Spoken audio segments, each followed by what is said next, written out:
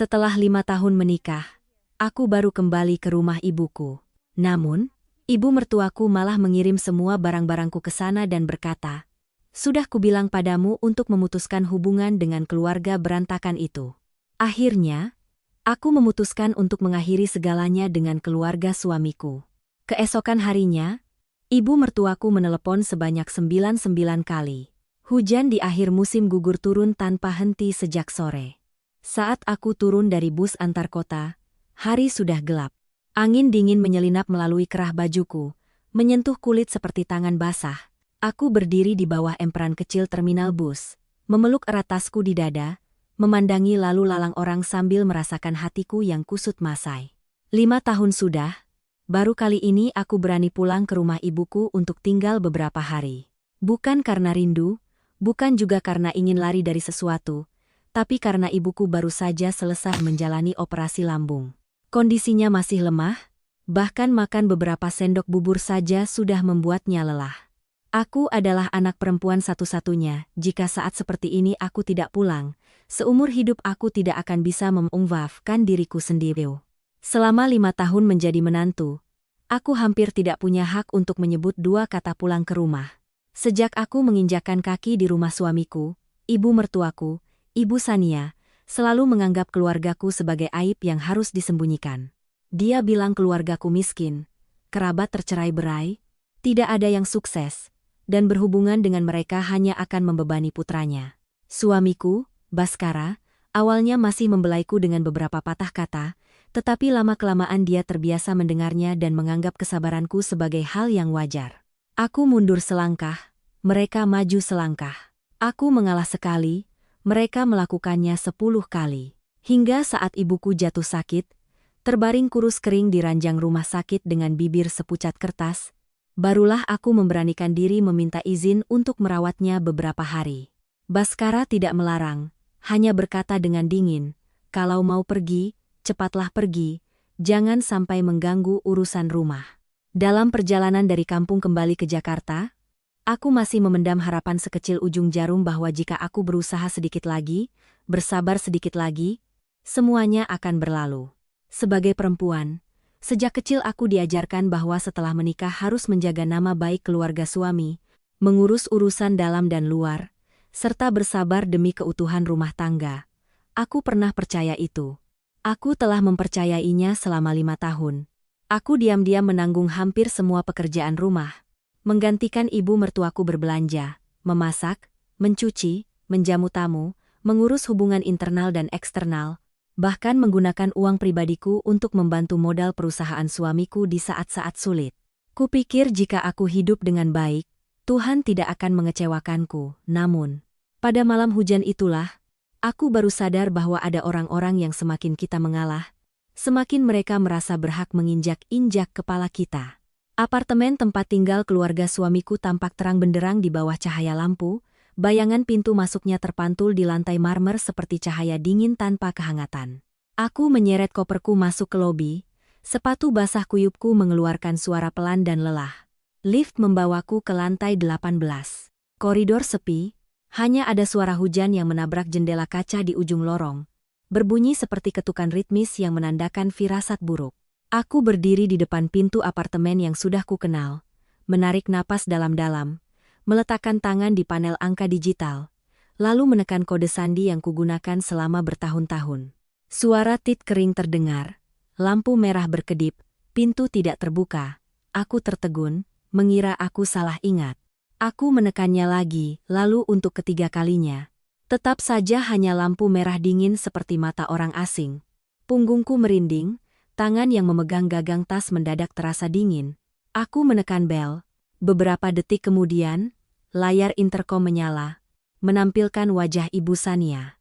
Dia mengenakan blus sutra berwarna ungu tua, rambutnya ditata rapi, lehernya masih dihiasi kalung emas yang biasa ia pakai, tetapi tatapan matanya setajam silet. Dia menatapku dari ujung kepala hingga ujung kaki, lalu menyeringai sinis. "Untuk apa kau masih berani menunjukkan wajahmu di sini?" Aku terperangah, butuh beberapa saat bagiku untuk bisa bicara. "Bu, kenapa kode sandinya diganti? Aku baru sampai dari kampung. Badanku basah semua." Tolong bukakan pintu dulu, Bu, nanti kita bicara. Ibu Sania tidak membuka pintu, sebaliknya dia mendekatkan wajahnya ke layar. Suaranya pedas seolah menyiramkan asam langsung ke telingaku. Bicara apa? Ku beritahu kau, rumah ini mulai sekarang tidak akan menampung perempuan yang hanya tahu caranya pulang ke keluarga asalnya untuk mengisap darah suaminya. Sudah ku bilang, kau harus putuskan hubungan dengan rumah itu. Ibumu sakit ya biarkan saja. Apa urusannya dengan keluarga kami? Keluarga miskin tapi banyak ulah, benar-benar sekumpulan orang tidak berguna. Mendengar itu, tanganku mencengkeram koper hingga memutih. Apa maksud ibu? Aku pulang merawat ibu karena beliau habis operasi besar. Aku pergi pun sudah izin baik-baik. Aku tidak melakukan kesalahan apapun. Ibu Sania tertawa hambar. Tawa yang membuat orang merasa dingin dari hati. Salah. Salahmu adalah sejak kau menginjakkan kaki di rumah ini. Kau pikir aku tidak tahu? Kau mengambil uang putraku diam-diam untuk kau bawa pulang ke keluargamu. Dasar perempuan miskin tidak tahu diri. Menikah dengan orang kaya hanya untuk mengeruk harta. Aku sudah cukup sabar denganmu selama 5 tahun ini. Aku membuka mulut hendak membantah, tetapi tepat saat itu pintu lift terbuka. Baskara keluar, di tangannya masih ada tas kerja. Tubuhnya beraroma parfum yang kukenal. Dia melihatku yang meringkuk di luar pintu, melihat koperku, rambutku yang basah lepek, dan wajahku, tetapi matanya sama sekali tidak menunjukkan belas kasihan, hanya kejengkelan. Kejengkelan seseorang yang baru pulang kerja dan menemukan masalah yang tidak diinginkan di depan pintunya. Dia melemparkan sebuah amplop dokumen ke kakiku, suaranya ketus seperti membentak pembantu. Kau masih berdiri di sini meratap untuk apa? Apa perkataanku belum cukup jelas? Rumah ini tidak akan menampungmu lagi. Aku menunduk, kertas di dalam amplop itu terlepas, memperlihatkan beberapa kata yang membuat telingaku berdengung. Surat cerai. Pada saat itu, suara hujan di luar jendela kaca seolah menjauh, seluruh koridor terasa tenggelam dalam keheningan yang menakutkan. Aku mengangkat kepala menatap suamiku, pria yang pernah kuanggap sebagai sandaranku. Kau mau menceraikanku karena aku pulang merawat ibu kandungku? Baskara mengencangkan dasinya, tertawa menghina. Jangan berlagak menyedihkan. Aku sudah muak denganmu sejak lama. Kau pikir aku tidak tahu? Selama ini kau selalu memasang wajah muram, disentuh sedikit langsung mengeluh. Keluargamu yang miskin itu seperti lubang tanpa dasar. Aku akan naik ke posisi penting, akan memperluas perusahaan. Aku butuh relasi, butuh citra. Kau di sampingku hanya membuatku malu. Ibu mertuaku segera menyela, suaranya melengking. Bicara dengannya hanya buang-buang waktu. Aku sudah membereskan semua barang-barangnya, pakaian, sepatu, barang-barang remeh murahannya sudah kukemas dalam kardus dan kukirim ke rumah ibunya sejak sore tadi. Dia mau pergi kemana? Pergilah. Perempuan numpang hidup sepertinya dibuang ke jalan juga tidak akan ada yang peduli.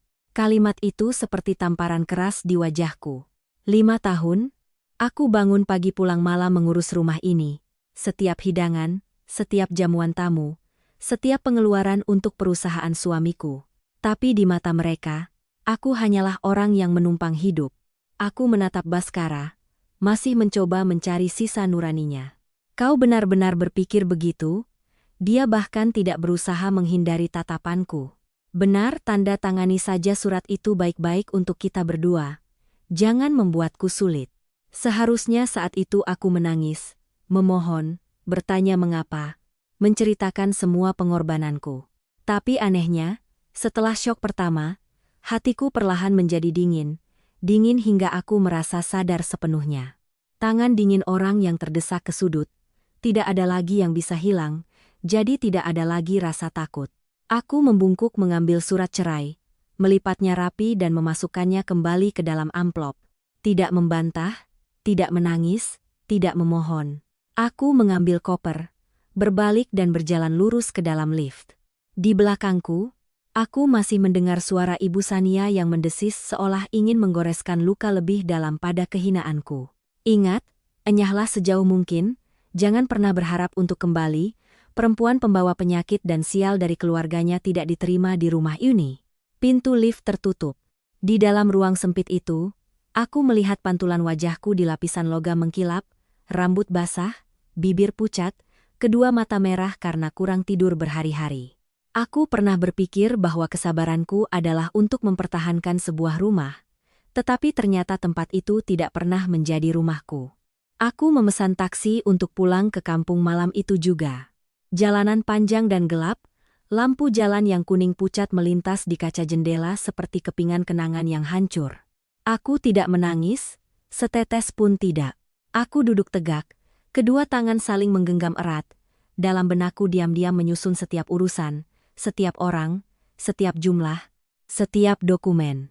Orang luar mungkin mengira aku hanyalah seorang menantu yang diusir dari rumah, tangan kosong dan menyedihkan. Tapi hanya aku yang tahu, hal paling bodoh yang baru saja dilakukan oleh Ibu Sania dan putranya adalah mengira aku tidak punya jalan keluar. Mereka tinggal di apartemen seluas hampir 200 meter persegi di kawasan terbaik di distrik itu. Setiap hari mengendarai mobil mewah, mengenakan pakaian mahal, keluar masuk seperti orang terpandang, tapi apartemen itu atas namaku. Pinjaman yang menopang perusahaan Baskara selama 3 tahun terakhir. Penjaminnya juga aku. Kontrak kredit, aset yang diagunkan, aliran dana yang disuntikkan ke perusahaan saat sekarat, semuanya ada sidik jariku di sana. Aku mundur ke belakang agar suamiku bisa tampil gemilang. Aku diam agar ibu mertuaku merasa berkuasa atas hidup dan matiku. Mereka terbiasa menikmati tanpa menyadari siapa yang diam-diam membangun panggung untuk mereka berdiri. Lewat tengah malam aku baru sampai di depan gerbang rumah ibuku. Hujan sudah reda, hanya menyisakan tetesan air di daun pisang yang jatuh ke halaman. Di bawah teras, 3 kardus besar tergeletak begitu saja. Permukaannya basah karena lembab, di atasnya tertulis namaku dengan goresan spidol yang asal-asalan. Aku berdiri menatap kardus-kardus itu sangat lama, hanya menatap, belum membukanya. Di dalamnya ada pakaianku, barang-barangku, mungkin juga beberapa kenang-kenangan dari masa yang pernah kuanggap sebagai kebahagiaan. Tapi saat itu, aku tidak lagi merasa sakit karena barang-barang itu. Aku hanya merasa terhina. Rasa hina seseorang yang disingkirkan dari pintu seperti membersihkan sebutir debu di ujung baju. Aku diam-diam menyeret ketiga kardus itu ke sudut gudang di belakang rumah. Ibuku di kamar sedang tertidur lelap karena obat jadi tidak tahu apa-apa. Aku menutup pintu gudang, mengganjalnya dengan sebatang kayu tua, lalu kembali ke dalam rumah, mencuci muka, berganti pakaian, dan duduk di tepi ranjang menatap ibu yang bernapas lemah di bawah cahaya lampu kuning. Tangannya kurus sekali, baru beberapa bulan tapi seolah menua 10 tahun. Aku membungkuk mengelus punggung tangannya, tenggorokanku tercekat. Seumur hidup ibu miskin dan bekerja keras membesarkanku, tidak pernah meminta-minta pada siapapun. Tapi hanya karena melahirkanku di rumah yang tidak kaya, dia disebut pembawa sial, penyakit, yang mengotori rumah orang lain. Aku duduk seperti itu sangat lama, lalu berdiri, berjalan ke meja di luar, menyalakan lampu belajar kecil, dan mengeluarkan semua dokumen dari tasku. Di halaman masih tercium bau tanah basah. Di dalam rumah hanya terdengar detak jarum jam. Aku membuka map dokumenku, meletakkannya di atas meja satu persatu. Surat-surat apartemen, berkas pinjaman modal, salinan surat jaminan, rekening koran transfer uang pribadiku untuk menyelamatkan arus kas perusahaan Baskara. Daftar rekening sekunder atas namaku yang mereka kira adalah uang bersama. 1 kali, 2 kali, 3 kali, aku memeriksa kembali setiap detail. Semuanya begitu jelas hingga membuatku merinding. Tengah malam berlalu, ayam di kampung sebelah baru saja berkokok pertama kali saat ponselku menyala. Di layar ada serangkaian pesan dari Baskara. Nada bicaranya sudah tidak sombong lagi, digantikan oleh kegelisahan. Besok kau tanda tangani suratnya. Jangan mempersulit keadaan. Barang-barangmu di rumah sudah kukirim semua. Jangan jadikan itu alasan untuk kembali. Aku menatap layar sejenak lalu meletakkan ponselku terbalik. Tidak menjawab, karena sejak saat aku berdiri di luar pintu yang kode sandinya diganti, aku telah mengerti satu hal. Ada pernikahan yang tidak berakhir dengan surat cerai.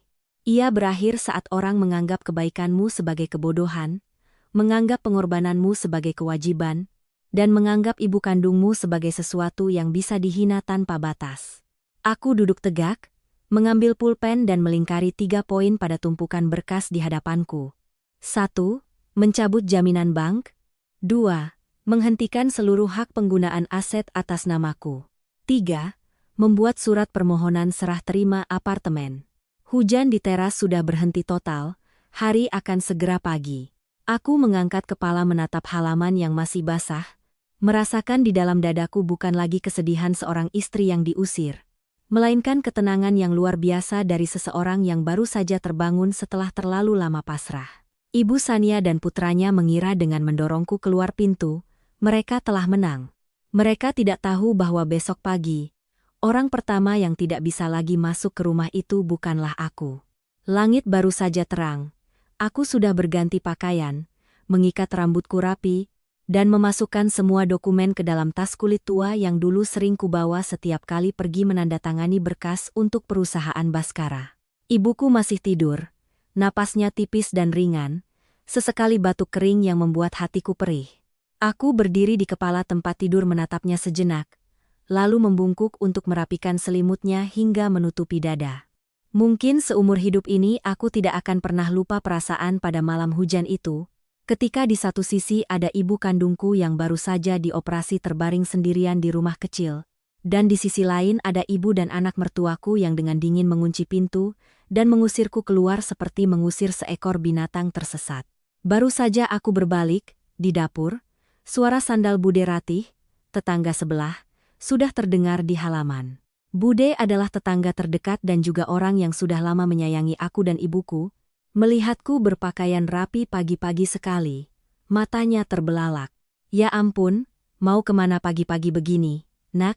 Semalam baru pulang. Aku menarik kursi mempersilakan Bude duduk, menuangkan secangkir air hangat lalu menjawab pelan, tapi suaraku terdengar sangat tenang.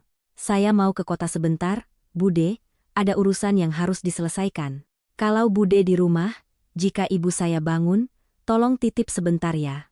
Bude Ratih menatapku lebih lekat, melihat mataku yang berkantung hitam tapi wajahku tampak tegas, tidak ada lagi raut lemah seperti biasanya.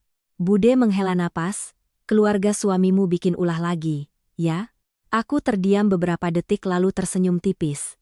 Iya, Bude. Kali ini mereka keterlaluan, tapi sepertinya sudah saatnya saya tidak diam lagi. Bude Ratih meletakkan tangannya di atas tanganku. Kau harus ingat, nak, sabar itu untuk menjaga kedamaian rumah tangga, tapi kalau sabar sampai orang lain menginjak-injak harga dirimu dan orang tuamu, itu bukan sabar namanya, tapi menyakiti diri sendiri. Lakukan apa yang menurutmu benar. Di rumah ada Bude. Hanya dengan satu kalimat itu, hidungku terasa panas.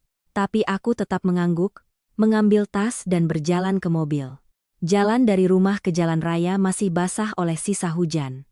2 barisan bambu di depan gerbang basah kuyup, membungkuk ditiup angin pagi. Bus pertama hari itu bergetar, membawaku kembali ke kota. Aku duduk di dekat jendela, memandangi sawah yang perlahan menjauh di belakang. Di dalam kepalaku tidak lagi memikirkan dendam, melainkan langkah-langkah yang harus kuambil. Ada saatnya ketika rasa sakit begitu dalam, air mata akan mengalir dengan sendirinya. Tapi ada juga saatnya ketika rasa sakit mencapai puncaknya, yang tersisa hanyalah kesadaran penuh. Tepat pukul 9 pagi, aku sudah berada di depan cabang bank tempat aku dan Baskara sering berkunjung. Resepsionis masih mengenaliku dan menyapa dengan sangat sopan. Mereka terbiasa memanggilku ibu. Karena di mata mereka, aku tidak pernah hanya sekadar istri direktur. Akulah yang menandatangani berkas, yang membaca setiap pasal, yang duduk membandingkan suku bunga hingga angka desimal terkecil. Perusahaan Baskara dari luar tampak megah, tapi di baliknya, berapa kali nyaris bangkrut, hanya aku yang tahu bagaimana begadang semalaman mencari jalan keluar. Kepala bagian kredit mempersilakanku masuk ke ruangannya. Dia menatap wajahku, sekilas menyadari ada sesuatu yang tidak biasa, lalu bertanya, "Bu, ada urusan mendesak." Aku membuka tas, mengeluarkan tumpukan berkas satu persatu, menatanya rapi di hadapannya. Saya ingin mengurus prosedur penghentian seluruh kewajiban jaminan pribadi atas pinjaman perusahaan Adiguna Sentosa. Sekaligus, saya meminta peninjauan kembali aset atas nama saya yang digunakan sebagai jaminan untuk kontrak kredit di sini. Kepala bagian itu terkejut, langsung duduk tegak. Ibu serius? Ini masalah yang sangat besar. Jika ibu mencabut jaminan saat ini, perusahaan Pak Baskara akan langsung menghadapi masalah likuiditas. Aku menatap lurus ke matanya. Saya tahu. Dia menelan ludah. Tapi ibu dan Pak Baskara kan suami istri. Jika ini hanya masalah keluarga, saya rasa ibu perlu mempertimbangkannya lagi. Konsekuensinya tidak sesederhana 1 atau 2 pembayaran yang terlambat. Jika berkas jaminan berubah mendadak, pihak kami berhak memindahkan ke kelompok risiko dan menagih utang sebelum jatuh tempo. Aku perlahan mendorong sertifikat hak milik apartemen ke depan. Apartemen ini atas nama saya, rekening cadangan juga uang pribadi saya. Surat jaminan ini, tanda tangannya juga milik saya. Saya datang ke sini bukan untuk bertanya tentang kemungkinan yang akan terjadi. Saya datang untuk mengurus prosedur. Ruangan itu hening sejenak. Di luar jendela kaca, matahari pagi sudah bersinar terang, tapi di mata kepala bagian itu hanya ada kebingungan. Dia membolak-balik berkas lalu merendahkan suaranya. Apakah ibu ingin kami menelepon Pak Baskara terlebih dahulu? Aku menggeleng. Tidak perlu. Saya hanya ingin semuanya sesuai prosedur. Urusan pribadi antara saya dan dia akan saya selesaikan sendiri. Saat itu, mungkin dia sadar sudah tidak ada jalan lain. Dia menandatangani perintah penerimaan permintaan dan meminta stafnya memproses berkas. Sambil menunggu, aku duduk diam, kedua tangan saling bertaut di atas meja. Tiba-tiba aku teringat malam-malam saat aku duduk bersama Baskara di ruang transaksi ini. Saat itu, perusahaannya baru saja kehilangan kontrak besar. Modal kerja sangat kurang. Baskara duduk sambil menjambak rambutnya. Sementara aku diam-diam menggunakan tabunganku untuk menyelamatkan situasi jangka pendek. Hari itu saat pulang, dia merangkul bahuku di tempat parkir, berbisik lembut seperti madu di telinga. Beruntung ada kamu. Nanti kalau perusahaan sudah stabil, aku akan mengganti semuanya untukmu. Ternyata janji pria saat membutuhkan kita seringan asap. Ditiup angin sedikit saja langsung hilang. Sekitar setengah jam kemudian, aku meninggalkan bank dengan surat konfirmasi di tangan. Tinta di atas kertas masih baru. Baris-baris kalimatnya singkat dan dingin. Sejak saat itu, pelampung terakhir yang selama ini dipegang oleh Ibu Sania dan putranya telah kutarik dari tangan mereka. Tapi aku belum berhenti. Dari bank, aku langsung menuju kantor hukum. Aku memilih tempat yang tidak terlalu mencolok tapi terkenal profesional. Pengacara yang menemuiku adalah seorang pria berusia di atas 50 tahun, suaranya dalam dan tidak banyak bicara. Dia mendengarkan ceritaku dari awal sampai akhir tanpa menyela sekalipun.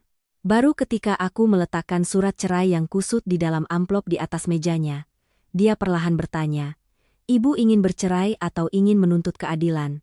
Aku mengangkat kepala. Saya ingin keduanya. Dia mengangguk, bersandar di kursinya. Kalau begitu kita harus melangkah dengan hati-hati. Pertama, ibu perlu mengunci aset-aset yang mereka gunakan atas nama ibu. Selanjutnya, siapkan berkas yang membuktikan kontribusi finansial ibu selama masa pernikahan. Dan yang paling penting, mulai sekarang, setiap panggilan, setiap pesan, setiap ancaman dari pihak sana, simpan semuanya. Jangan hapus satu pun. Aku langsung menjawab. Saya mengerti. Saya masih menyimpan semuanya.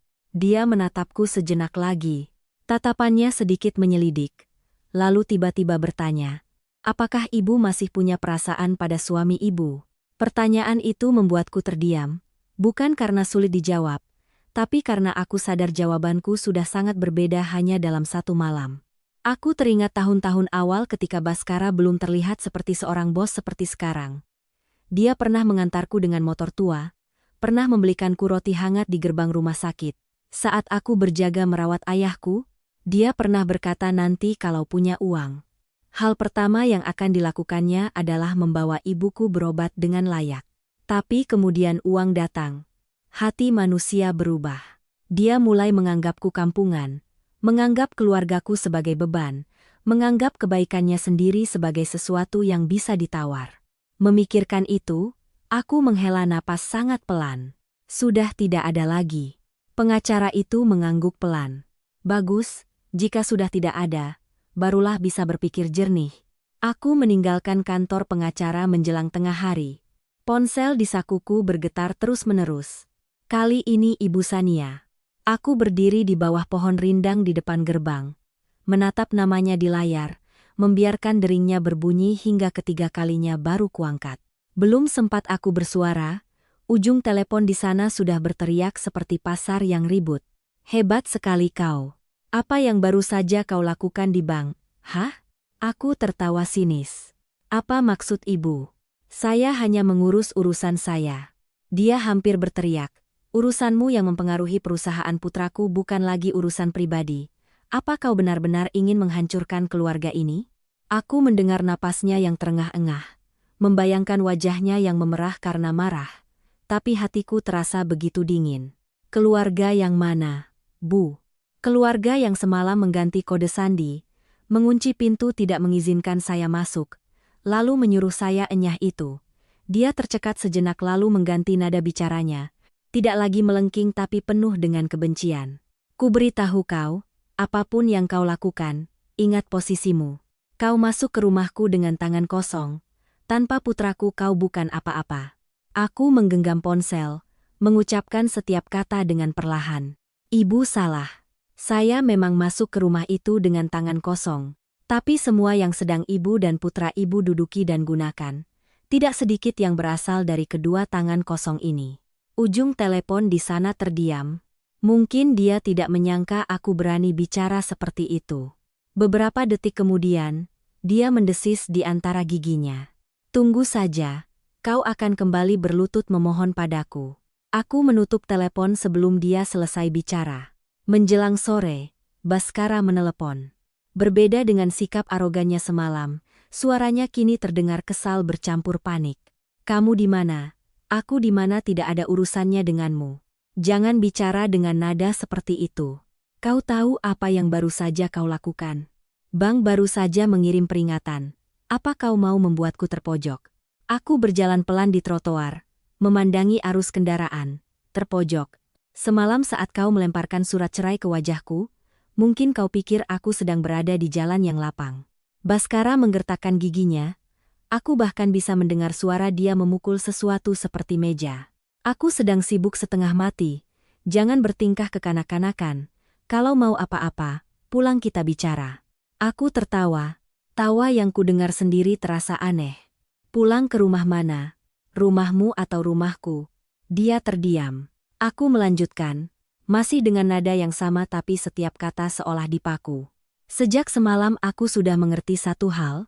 Bagi kau dan ibumu, aku tidak pernah dianggap sebagai keluarga. Kalau begitu, mulai sekarang kita ikuti saja surat-surat yang ada. Kau mau cerai, boleh, tapi semuanya harus jelas. Jangan lupa, apa yang kau sebut sebagai bisnismu itu, sebagian besar dibangun berkat siapa? Baskara berteriak, jangan kau pikir dengan tahu beberapa surat kau bisa mengancamku. Aku tidak mengancam, aku mengingatkan. Setelah berkata begitu, aku mematikan telepon. Jantungku berdebar kencang tapi tidak lagi gemetar.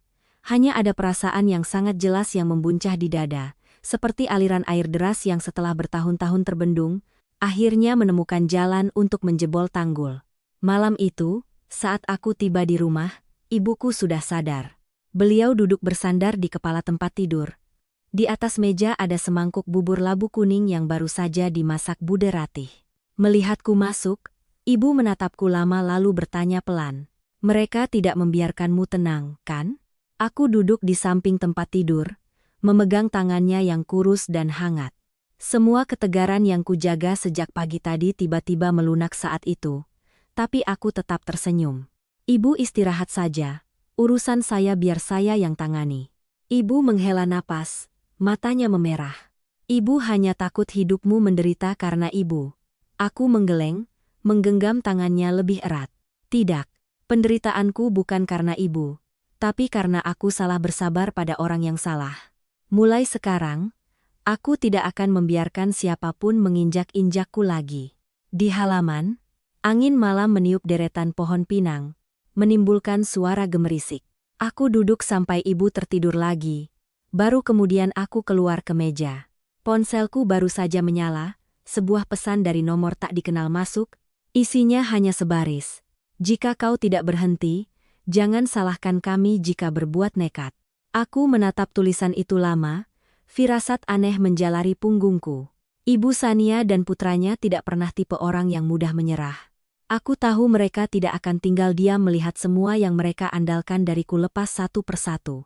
Dan aku juga tahu, ketika orang jahat terdesak, yang mereka pikirkan biasanya bukanlah penyesalan, melainkan menyerang balik. Aku meletakkan ponsel, mengangkat kepala menatap pintu gudang di belakang rumah yang sunyi dalam kegelapan. 3 kardus barang yang kuseret semalam masih belum kubuka. Mereka terbaring diam seperti saksi bisu dari sebuah pernikahan yang baru saja mati. Tapi entah kenapa, pada saat itu, aku merasa ada sesuatu yang tidak biasa dalam keheningan itu, seolah badai yang sesungguhnya belum dimulai. Malam itu aku hampir tidak tidur. Bukan karena takut, tapi karena pikiranku terus terjaga secara tidak wajar. Seolah semua inderaku menegang, menunggu sesuatu yang akan terjadi. Pesan ancaman itu terus terngiang di kepalaku. Setiap katanya seperti ketukan di pelipisku. Jika kau tidak berhenti, jangan salahkan kami jika berbuat nekat. Aku berbaring miring menghadap jendela.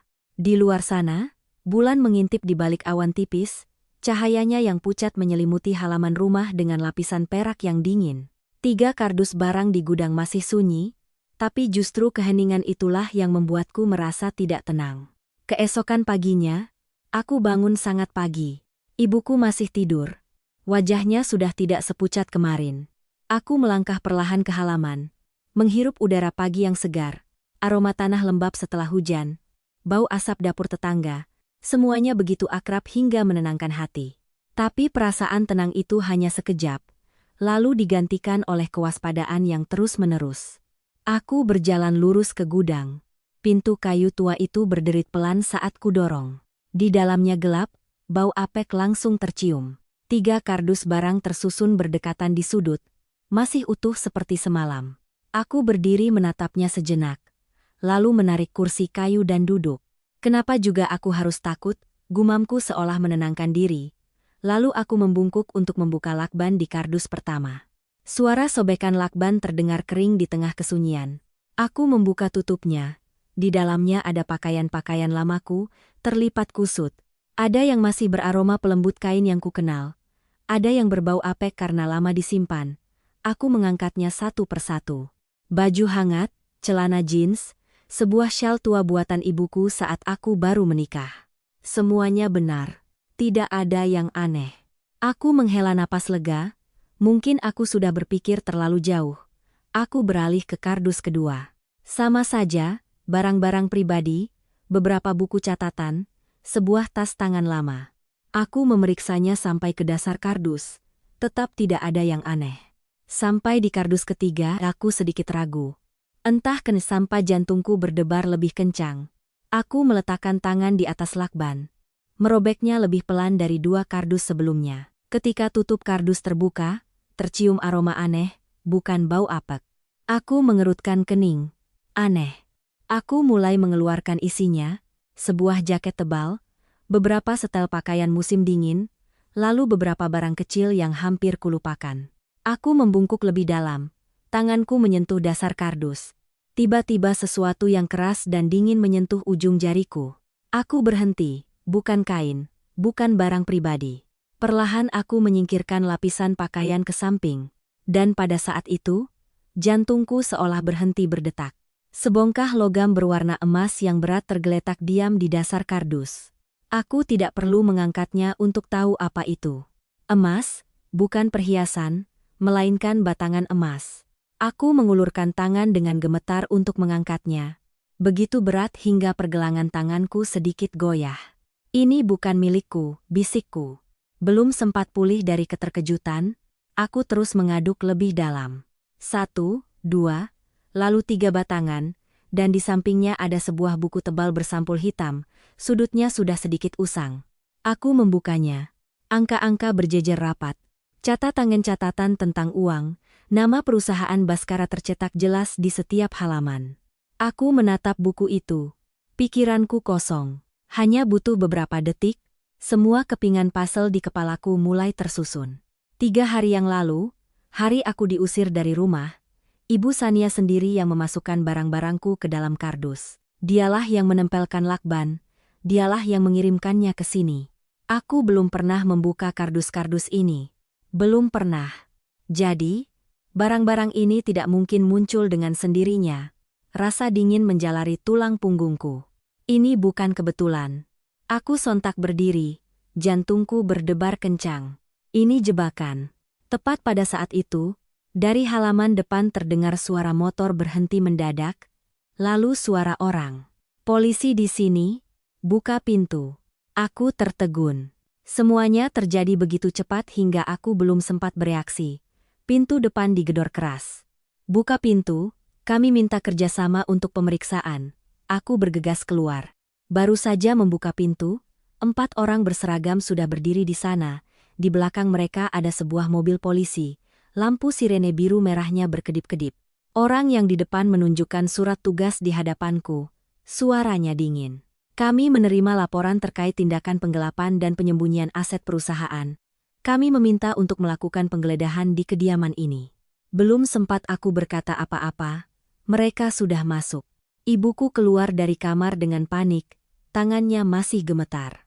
Ada apa ini, Pak? Anak saya tidak melakukan apa-apa. Salah satu dari mereka berbicara lebih lembut tapi tetap dengan nada tegas. Kami hanya menjalankan prosedur, Bu, mohon kerjasamanya. Aku berdiri di tengah halaman, kedua tangan terkepal erat. Aku tahu ini ulah Ibu Sania dan Baskara. Mereka tidak menungguku membalas. Mereka menyerang lebih dulu dengan cara yang kejam. Para polisi itu berjalan lurus ke arah gudang. Jantungku mencelos. Tidak. Aku berjalan cepat mengikuti mereka. Pintu gudang dibuka lebar-lebar. Cahaya matahari menerangi ketiga kardus itu. Seseorang membungkuk dan menarik kardus ketiga ke tengah halaman. Aku berdiri beberapa langkah di belakangnya. Tidak maju dan tidak mundur. Semuanya seolah berjalan dalam gerak lambat. Lakban disobek, tutup kardus dibuka, pakaian ditarik keluar, dan ini dia. Sebuah suara terdengar. Orang itu mengangkat sebatang emas. Sinar matahari pagi memantul dari permukaannya, menyilaukan mata. Berikutnya adalah buku catatan itu. Ada buku catatan yang diduga berisi aset terkait perusahaan. Aku memejamkan mata sejenak. Hanya sedetik, lalu membukanya lagi. Semuanya sudah jelas. Ibuku berdiri di belakang. Kakinya gemetar hingga tidak bisa berdiri tegak. Ya Tuhan, apa ini nak? Aku berbalik dan menopangnya. Tidak apa-apa, Bu, aku tidak melakukannya. Suaraku tetap tenang, begitu tenang hingga aku sendiri merasa aneh. Polisi itu menoleh ke arahku, tatapannya menjadi serius. Silakan ikut kami ke kantor untuk dimintai keterangan. Aku menatap lurus ke arah mereka. Baik, tidak melawan, tidak panik. Hanya satu hal yang jelas di kepalaku. Mereka telah memainkan permainan yang sangat besar. Tapi mereka tidak tahu. Aku bukan lagi perempuan yang sama seperti kemarin. Saat mereka memborgolku, logam dingin itu menyentuh kulitku. Aku kembali memejamkan mata sejenak. Di kepalaku terbayang jelas setiap detail. Hari itu, waktu itu, kamera di dalam rumah, hal-hal yang telah kulakukan tanpa mereka sadari. Aku naik ke mobil. Di luar gerbang sudah ada beberapa tetangga yang berkumpul. Tatapan mereka, bisik-bisik mereka, aku mendengarnya semua, tapi aku tidak menoleh ke belakang, karena aku tahu, jika hari ini aku menunduk, seumur hidup aku tidak akan bisa mengangkat kepala lagi. Mobil berjalan, aku menyandarkan kepala ke sandaran kursi, menghela napas panjang. Baiklah, bisikku, mau bermain, aku akan bermain sampai selesai. Tatapanku perlahan menjadi dingin, bukan lagi rasa sakit, bukan lagi kemarahan, melainkan kesadaran yang dingin hingga ke tulang. Perang yang sesungguhnya baru saja dimulai. Mobil polisi itu melaju meninggalkan gerbang, meninggalkan bisik-bisik, tatapan penasaran, dan kepanikan ibuku yang berdiri goyah di tengah halaman. Aku tidak menoleh ke belakang, bukan karena aku tidak peduli, tapi karena aku tahu jika aku menoleh saat itu, aku akan menjadi lemah, dan sekali aku lemah, aku akan kalah. Mobil melewati jalan desa yang masih basah oleh sisa hujan lalu masuk ke jalan raya yang ramai. Aku duduk diam di kursi belakang, Kedua pergelangan tanganku terborgol ringan di depan, logam dingin menempel di kulit, tapi aku tidak merasa sakit. Mungkin perasaan di hatiku saat itu jauh lebih dingin. Seorang polisi muda duduk di hadapanku, sesekali menatapku lalu membuang muka. Mungkin di matanya, aku hanyalah seorang perempuan yang baru saja ditangkap karena urusan uang, sebuah kasus yang tidak jarang terjadi di masyarakat ini. Dia bertanya, suaranya tidak terlalu keras. Anda tahu kenapa Anda kami bawa? Aku menatap lurus ke arahnya. Saya tahu. Lalu, ada yang ingin Anda sampaikan terlebih dahulu. Aku menggeleng pelan, belum saatnya. Dia sedikit tertegun lalu terdiam. Mobil berhenti di depan kantor polisi. Aku digiring masuk. Koridornya panjang. Lampu putihnya dingin. Bau rokok lama dan kertas-kertas tua bercampur, menciptakan aroma khas yang membuat orang merasa tidak nyaman sekaligus sulit dilupakan. Pintu ruang pemeriksaan tertutup di belakangku. Seorang pria parubaya duduk di balik meja, tatapannya tajam dan tenang. Dia menatapku beberapa detik lalu mengetukkan jarinya ke meja. Anda bernama Kirana? Iya. Anda tahu saat ini Anda dicurigai atas tindakan apa?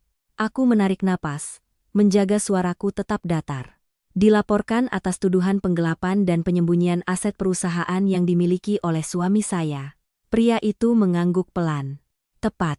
Lalu, bagaimana Anda menjelaskan soal emas dan buku catatan keuangan yang ditemukan di dalam kardus barang Anda? Aku tidak langsung menjawab. Aku menatap kedua tanganku lalu mengangkat kepala. Saya tidak pernah menyentuh barang-barang itu. Pria itu sedikit menyeringai. Kalimat ini sudah sering kami dengar. Aku tidak bereaksi, hanya berkata perlahan. Tapi kali ini saya tidak hanya bicara kosong. Pria itu mencondongkan tubuhnya ke depan. Apa maksud Anda? Aku menatap lurus ke matanya, setiap kata kuucapkan dengan jelas. Kardus-kardus itu bukan saya yang mengemasnya. Ibu mertua saya, Ibu Sania, yang memasukkan barang-barang itu dan mengirimkannya ke rumah ibu saya 3 hari yang lalu. Sejak saat itu, saya belum pernah membukanya. Ruangan itu hening sejenak, pria itu menatapku, tatapannya sedikit berubah, tapi suaranya tetap tegas. Anda punya bukti? Aku tersenyum tipis. Punya. Bukan senyum orang yang percaya diri buta, tapi senyum orang yang sudah bersiap. Pria itu sedikit bersandar. Lanjutkan. Aku berkata perlahan. Pertama, jika saya benar-benar menyembunyikan emas di dalam kardus, kenapa selama 3 hari saya tidak menyentuhnya sama sekali? Saya tahu betul nilainya. Tidak ada orang yang akan membiarkan aset sebesar itu tergeletak di gudang yang lembab tanpa memeriksanya. Pria itu mengangguk pelan tapi tidak berkata apa-apa. Aku melanjutkan. Kedua, waktu pengiriman barang. Jika Anda memeriksa sistem ekspedisi, Anda akan menemukan bahwa berat awal paket tidak sesuai dengan berat saat ini.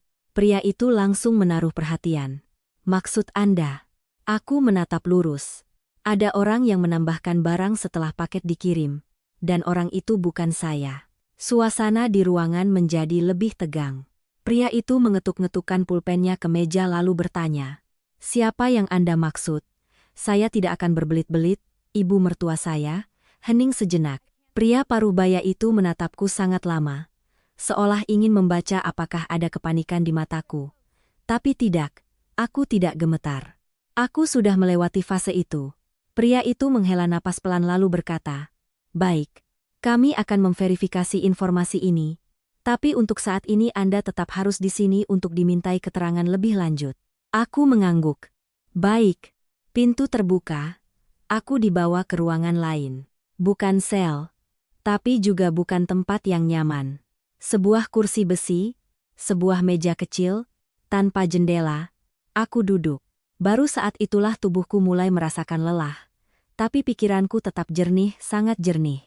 Aku teringat setiap detail hari itu. Ibu Sania berdiri di dalam rumah melemparkan barang-barangku ke dalam kardus. Baskara menelepon. Ibu Sania masuk ke kamar. Kamera itu, aku membuka mata. Sebuah ide cemerlang muncul di kepalaku.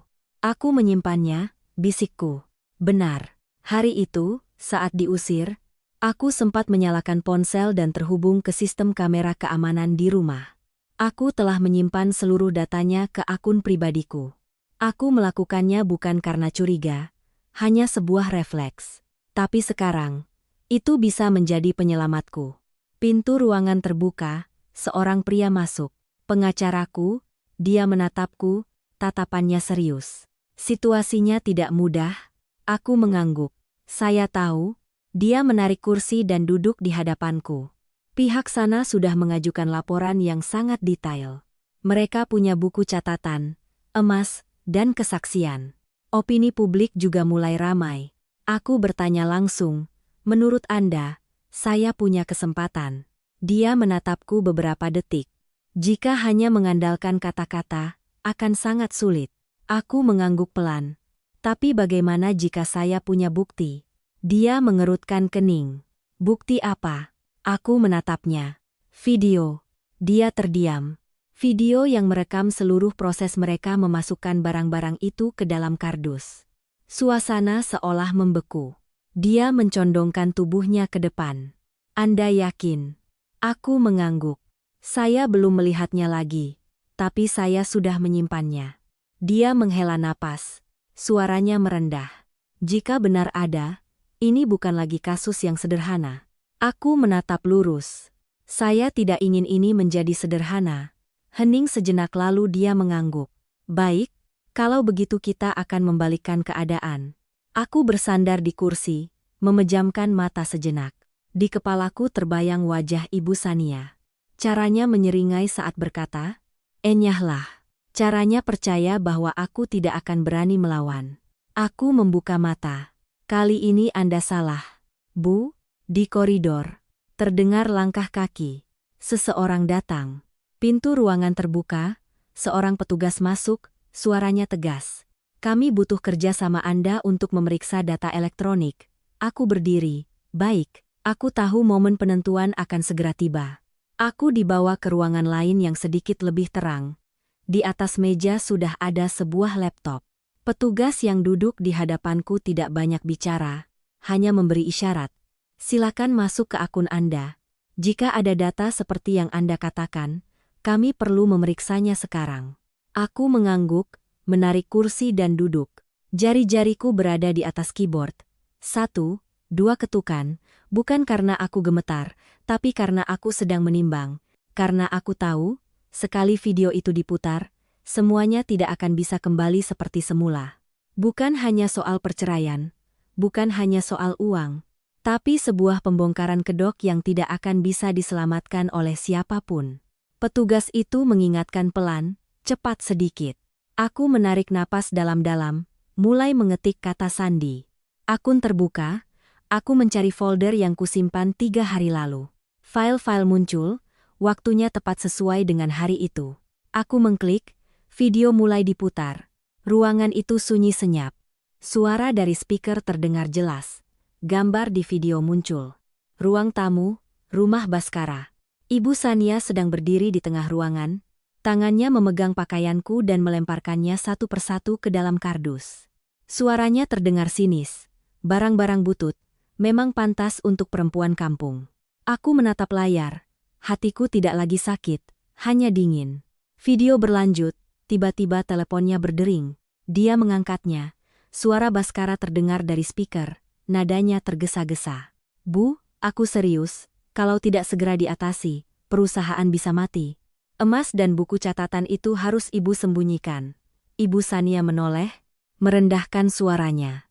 Sembunyikan di mana? Di mana saja. Yang penting tidak ada yang bisa menemukannya. Tunggu sampai masalah ini selesai, baru kita pikirkan lagi. Hening sejenak, lalu Ibu Sania tertawa. Tawa yang membuatku, meskipun sudah siap mental, tetap merasa merinding. Baik, Ibu punya cara. Dia masuk ke dalam kamar, beberapa saat kemudian kembali sambil memeluk sebuah kantong berat. Dia membuka kardus barang-barangku, mengaduk lapisan pakaian, lalu memasukkan kantong itu ke dasarnya. Setiap gerakannya begitu hati-hati dan jelas. Lalu dia menutupnya dengan lakban. Mulutnya masih bergumam. Lihat saja kali ini. Apa kau masih bisa mengelak? Video berhenti. Ruangan itu begitu sunyi hingga suara napas pun terdengar. Petugas di belakangku berdiri tegak, yang duduk di hadapanku menggenggam erat pulpennya. 1 detik, 2 detik, lalu dia berkata, suaranya menjadi berat. Anda punya file aslinya? Aku menoleh. Punya, dan juga salinannya. Dia mengangguk. Baik, kami akan mengekstraknya. Aku bersandar di kursi, perasaan aneh menjalari tubuhku. Bukan senang, bukan puas, tapi lega. Lega seolah baru saja melepaskan beban batu yang menindihku selama bertahun-tahun. Pintu ruangan terbuka. Pria parubaya tadi masuk, raut wajahnya sudah berbeda. Dia menatap layar lalu menatapku. Ibu Kirana. Iya, sepertinya kita perlu bicara lagi. Aku berdiri. Iya, saya juga berpikir begitu. Dia memberi isyarat. Ikut saya.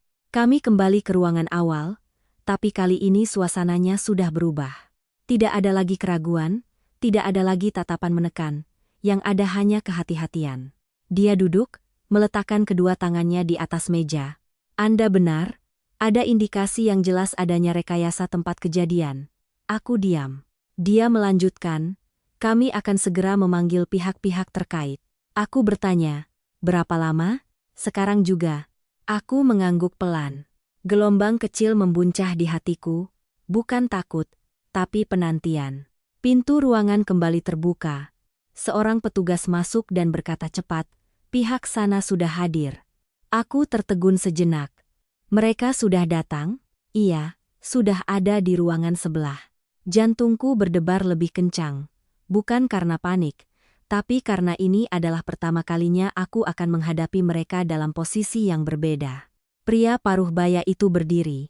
Anda siapkan mental, kita akan melakukan konfrontasi. Aku ikut berdiri. Kedua tanganku terkepal lalu kulepaskan. Aku berkata pelan, saya siap. Pintu ruangan sebelah terbuka. Aku masuk dan melihat mereka. Ibu Sania dan Baskara duduk berhadapan. Saat melihatku, mata mereka berbinar, bukan lagi dengan penghinaan, tapi dengan kegelisahan. Baskara sontak berdiri. Kau, suaranya tercekat. Mungkin dia tidak menyangka aku akan masuk ke sini dengan wajah setenang ini. Ibu Sania berbeda. Dia masih mencoba mempertahankan kesombongannya. Kau masih berani muncul di sini? Aku menatap lurus ke arahnya tanpa menjawab. Petugas angkat bicara. Kita akan melakukan konfrontasi. Suasana di ruangan tegang seperti senar gitar. Dia menoleh ke arahku. Ibu Kirana, ada yang ingin Anda sampaikan terlebih dahulu? Aku menatap kedua orang di hadapanku. Begitu banyak kenangan, begitu banyak tahun, begitu banyak kesabaran, semuanya melintas dalam sekejap. Lalu aku berkata dengan suara pelan dan jelas. Ibu mertua, apa ibu ingat hari ibu mengemas barang-barang saya? Dia tertegun, tatapannya sempat goyah, tapi dengan cepat dia tertawa. Ingat, memangnya kenapa? Aku bahkan ingat betul bagaimana aku membuang semua sampahmu itu dari rumah. Aku mengangguk. Lalu, apa ibu ingat telah menambahkan sesuatu ke dalamnya? Suasana tiba-tiba hening. Baskara menoleh ke arah ibunya. Ibu Sania terdiam sejenak lalu membentak. Kau bicara omong kosong apa? Aku tidak menjawab, hanya menoleh ke petugas dan memberi isyarat. Tolong putar videonya. Video kembali diputar. Gambar, suara, semuanya muncul dengan jelas, tidak terbantahkan. Ruangan itu seolah membeku.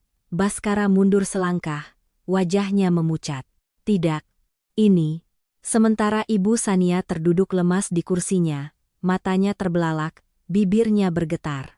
Tidak mungkin, Dak, ini tidak mungkin. Aku berdiri di sana tanpa mengucapkan sepatah kata pun. Karena semuanya sudah berbicara dengan sendirinya. Ruang konfrontasi itu sunyi senyap. Tidak ada yang bicara selama beberapa detik pertama. Hanya ada gaung video yang baru saja dimatikan, meninggalkan keheningan yang pekat dan berat, hingga semua orang bisa merasakannya menekan dada. Baskara berdiri terpaku, kedua matanya terbelalak menatap layar yang baru saja padam, seolah masih tidak percaya dengan apa yang baru saja ia lihat. Sementara Ibu Sania, dia terduduk lemas di kursinya, kedua tangannya mencengkeram erat tepi meja, bibirnya bergetar hebat. Tidak, ini tidak benar, suaranya parau. Aku berdiri diam, tidak menyela, tidak menjelaskan. Karena saat ini, kata-kata apapun dariku menjadi tidak perlu. Petugas parubaya itu berdiri di depan. Suaranya menjadi sangat dingin. Ibu Sania, bagaimana Anda menjelaskan rekaman video ini? Ibu Sania mendongak. Matanya panik tapi masih berusaha melawan. Saya tidak tahu. Ini pasti editan. Dia merekayasanya untuk menjebak saya. Aku sedikit menyunggingkan bibir, bukan senyum, hanya sebuah refleks. Refleks dari seseorang yang sudah terlalu jelas melihat sifat asli lawannya. Petugas itu tidak terburu-buru. Dia menarik kursinya lebih dekat, suaranya pelan dan jelas setiap katanya. Kami akan melakukan pemeriksaan forensik. Tapi untuk saat ini, suara, gambar, dan waktunya cocok dengan data sistem. Jika ini rekayasa, Anda yang harus membuktikannya. Ibu Sania terdiam. Baskara baru angkat bicara. Suaranya serak. Bapak salah paham. Ibu saya, beliau sudah tua, mungkin tidak ingat apa yang dilakukannya. Petugas itu menoleh. Maksud Anda, ibu Anda tidak sengaja menyembunyikan emas di dalam kardus barang istri Anda. Baskara terdiam, tidak bisa menjawab. Aku menatapnya. Tatapan yang pernah sangat kukenal. Saat-saat dia terpojok, saat-saat dia tahu dia salah, tapi masih berusaha mencari jalan keluar. Hanya saja, kali ini tidak ada lagi yang akan membelanya. Aku bersuara, tidak keras tapi cukup jelas. Baskara. Dia terkejut dan mengangkat kepala menatapku. Aku melanjutkan, dalam video itu, yang menelepon ibumu adalah kau. Apa kau akan menyangkalnya? 1, 2 detik, Baskara mengepalkan tangannya. Kau. Jangan limpahkan semuanya padaku. Suaraku tidak berubah. Kau hanya perlu menjawab, ya atau tidak. Dia menggertakkan gigi. Matanya melirik ke arah Ibu Sania lalu kembali menunduk. Akhirnya, dalamnya. 1 kata, tapi sudah cukup. Ruangan itu terasa semakin berat. Petugas mencatat lalu bertanya lagi. Lalu, apa isi percakapan kalian? Baskara diam. Aku tidak berkata apa-apa. Hanya menatap, hanya menunggu, karena aku tahu, saat ini kebisuanmu adalah tekanan terbesar. Akhirnya dia berkata, saya meminta ibu untuk menyimpan sementara beberapa aset. Kenapa? Karena perusahaan sedang ada masalah. Apakah Anda meminta untuk menyembunyikannya di dalam kardus barang istri Anda? Hening yang panjang. Aku bisa melihat dengan jelas bagaimana Baskara menelan ludah dengan susah payah. Suara pulpen berhenti di atas kertas. Petugas itu mengangkat kepala. Tatapannya sudah benar-benar berubah, bukan lagi keraguan melainkan kepastian. Tiba-tiba Ibu Sania berteriak. Tidak. Dia bicara bohong. Semuanya dia yang lakukan sendiri. Dia menunjukku. Suaranya parau. Menantu ini dari awal sudah tidak benar. Dialah yang ingin menjebak kami. Aku menatapnya. Tatapan yang sangat tenang. Ibu Sania tertegun. Mungkin sudah lama aku tidak memanggilnya dengan nada seperti itu. Aku melanjutkan. Sampai saat ini, apa ibu masih berpikir dengan bicara keras ibu akan menang? Dia terdiam. Aku menoleh ke petugas. Saya punya satu detail lagi. Petugas itu mengangguk. Silakan. Aku berkata perlahan. Paket yang dikirim memiliki berat awal yang berbeda dengan berat saat ditemukan. Jika perlu, Anda bisa memeriksa kembali data ekspedisinya. Petugas itu langsung menoleh ke bawahannya. Cek sekarang juga. Suasana di ruangan kembali menegang. Ibu Sania mulai terengah-engah. Buah. Baskara terduduk di kursinya, kedua tangannya menutupi kepala. Tidak ada lagi kesombongan, tidak ada lagi sikap menekan, yang ada hanya kehancuran. Beberapa menit kemudian, seorang petugas lain kembali dan melaporkan. Berat awal lebih rendah sekitar 3,5 kg dari berat saat ini. Kalimat itu seperti tusukan terakhir, memutus semua jalan keluar.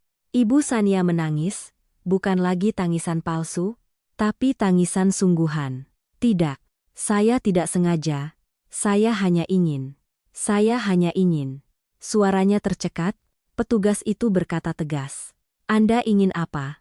Dia tidak bisa menjawab, hanya menutupi wajahnya. Baskara sontak berdiri.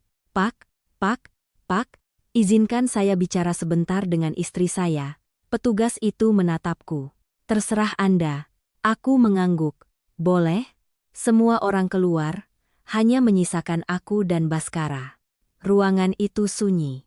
Dia berdiri sejenak lalu mendekat, suaranya merendah. Kumohon, lupakan saja masalah ini. Aku tidak menatapnya. Apa yang kau bicarakan? Aku tahu aku salah. Tapi kalau masalah ini diperpanjang, kedua keluarga kita akan kehilangan muka. Aku tertawa sinis. Kedua keluarga. Aku mengangkat kepala. Apa kau ingat apa yang ibumu katakan padaku semalam? Dia diam. Aku mengulanginya. Rumah ini tidak akan menampungmu. Kau bukan lagi bagian dari keluarga ini. Aku menatap lurus ke arahnya. Jadi, keluarga mana yang kau maksud sekarang? Baskara terdiam, tidak bisa berkata-kata. Aku berdiri, jarak di antara kami hanya selangkah. Kau tahu, kataku pelan. Aku pernah berpikir bisa bertahan demi menjaga sebuah keluarga. Tapi keluarga itu tidak pernah ada. Matanya goyah. Kirana. Aku menggeleng. Jangan panggil aku seperti itu lagi. Hening sejenak. Aku melanjutkan. Kau memilih untuk mendorongku ke jalan buntu. Aku hanya membalasnya. Aku berbalik tanpa menoleh lagi. Pintu terbuka. Aku melangkah keluar. Cahaya lampu koridor masih dingin. Tapi kali ini aku tidak lagi merasakannya, karena aku tahu segalanya telah berbalik. Pintu ruang konfrontasi tertutup di belakangku, bunyi klik yang sangat pelan, tapi di hatiku terdengar seperti titik akhir yang jelas untuk sebuah babak kehidupan yang bahkan aku sendiri tidak menyangka bisa keluar darinya. Aku berdiri di koridor selama beberapa detik, kedua tangan terkulai, dadaku naik turun mengikuti irama napas yang tergesa-gesa sekaligus lega. Sebuah perasaan yang sangat aneh. Seolah seseorang baru saja melepaskan tali yang mencekik leherku selama bertahun-tahun. Pengacaraku mendekat. Suaranya dalam tapi tidak bisa menyembunyikan perubahan. Anda melakukannya dengan sangat baik. Aku menoleh, tersenyum tipis, tapi senyum itu tidak lagi dipaksakan seperti sebelumnya. Saya hanya mengatakan yang sebenarnya. Dia mengangguk, menatapku cukup lama lalu berkata perlahan, tidak semua orang cukup tenang untuk mengatakan kebenaran di saat yang tepat. Aku tidak menjawab, hanya menatap ke arah pintu ruangan di dalam, tempat beberapa menit yang lalu Ibu Sania dan putranya masih duduk dengan wajah penuh percaya diri, mengira mereka telah memenangkan pertarungan. Sekarang, semuanya berbeda. Terdengar suara dari dalam, lalu pintu terbuka. Dua orang petugas keluar, diikuti oleh Baskara dan Ibu Sania. Tidak ada lagi arogansi, tidak ada lagi sikap menekan seperti sebelumnya. Kali ini, mereka berdua berada di posisi yang lebih rendah. Tatapan mereka jelas menunjukkan kebingungan. Ibu Sania tidak lagi bisa mempertahankan penampilan angkuhnya. Rambutnya berantakan, wajahnya pucat pasi, matanya merah karena baru saja menangis dan panik. Melihatku berdiri di luar, dia tertegun sejenak. Tatapannya melintasiku lalu dengan cepat tertunduk, tidak berani lagi menatap lurus. Baskara berbeda, dia berhenti dan menatapku lekat-lekat. Tatapannya begitu kompleks hingga aku sendiri tidak ingin menganalisanya. Sedikit malu, sedikit menyesal, tapi yang paling banyak adalah ketakutan. Petugas angkat bicara, Ibu Sania, Bapak Baskara, silakan ikut kami. Ibu Sania langsung memegang tangan petugas itu, suaranya bergetar, Pak, saya hanya menuruti kata anak saya tidak tahu apa-apa. Petugas itu menepis tangannya dengan lembut. Suaranya dingin, Anda punya hak untuk memberikan keterangan di kantor polisi. Sekarang silakan bekerja sama. Baskara menoleh ke arahku, tiba-tiba melangkah mendekat. Kirana, suaranya tercekat. Aku berdiri diam, tidak mundur, tidak maju, hanya menatapnya. Suaranya merendah hampir memohon, masalah ini, jangan diperbesar lagi, bisa? Aku bertanya balik, suaraku sangat tenang. Menurutmu, akulah yang memperbesar masalah ini? Dia diam. Aku melanjutkan perlahan setiap katanya. Siapa yang mengganti kode sandi dan mengusirku dari rumah? Siapa yang melemparkan surat cerai ke wajahku? Siapa yang menelepon dan menyuruh menyembunyikan emas? Setiap pertanyaan seperti sayatan. Tidak perlu suara tinggi tapi cukup dalam. Baskara tidak menjawab, hanya berdiri di sana. Kedua tangannya terkulai, matanya menghindari tatapanku. Aku menatapnya sejenak lagi lalu berkata, Kau tidak perlu memintaku berhenti, karena sejak awal kau tidak memberiku pilihan. Suasana hening. Petugas memberi isyarat untuk membawa mereka berdua pergi. Mereka digiring melewatiku. Saat Ibu Sania lewat, dia tiba-tiba berhenti. Dia menoleh menatapku. Untuk pertama kalinya, tidak ada penghinaan, tidak ada sindiran, hanya ketakutan. Kau, suaranya bergetar, masalah ini belum selesai. Aku tidak menjawab, hanya menatap lurus ke arahnya. Tatapanku tidak tajam, tidak marah, tapi dingin. Benar, kataku, memang belum selesai. Dia tertegun, tapi kali ini yang terpojok dan tidak punya jalan keluar bukanlah aku lagi. Mereka dibawa pergi, koridor kembali sunyi. Aku berdiri di sana cukup lama sampai pengacaraku berkata pelan, "Sebaiknya Anda pulang dan istirahat, sisanya biar hukum yang menangani." Aku mengangguk. Baik. Melangkah keluar dari kantor polisi, sinar matahari siang menerpa, hangat dan terang. Sangat berbeda dengan dinginnya pagi hari, saat aku dibawa masuk. Aku berdiri di anak tangga, menengadah menatap langit, sebuah hamparan biru yang jernih. Sudah lama sekali aku tidak merasa bisa bernapas selega ini. Ponsel di sakuku bergetar, kubuka, Bude Ratih. "Nak, kamu baik-baik saja?" Suara Bude terdengar cemas. Aku tersenyum. "Saya baik-baik saja, Bude." "Ya ampun, tadi pagi lihat polisi datang." Bude khawatir sekali. "Ibumu juga bertanya terus." Aku berbalik dan berjalan perlahan menuruni anak tangga. "Bude, tolong sampaikan ke ibu. Semuanya sudah baik-baik saja. Saya segera pulang." Bude menghela napas lega. "Iya, pulanglah, nak, pulang ke ibumu." Aku menutup telepon. Sebuah kalimat yang sangat sederhana, tapi membuat hatiku luluh. Pulang ke ibumu. Aku berjalan ke jalan raya dan memanggil taksi.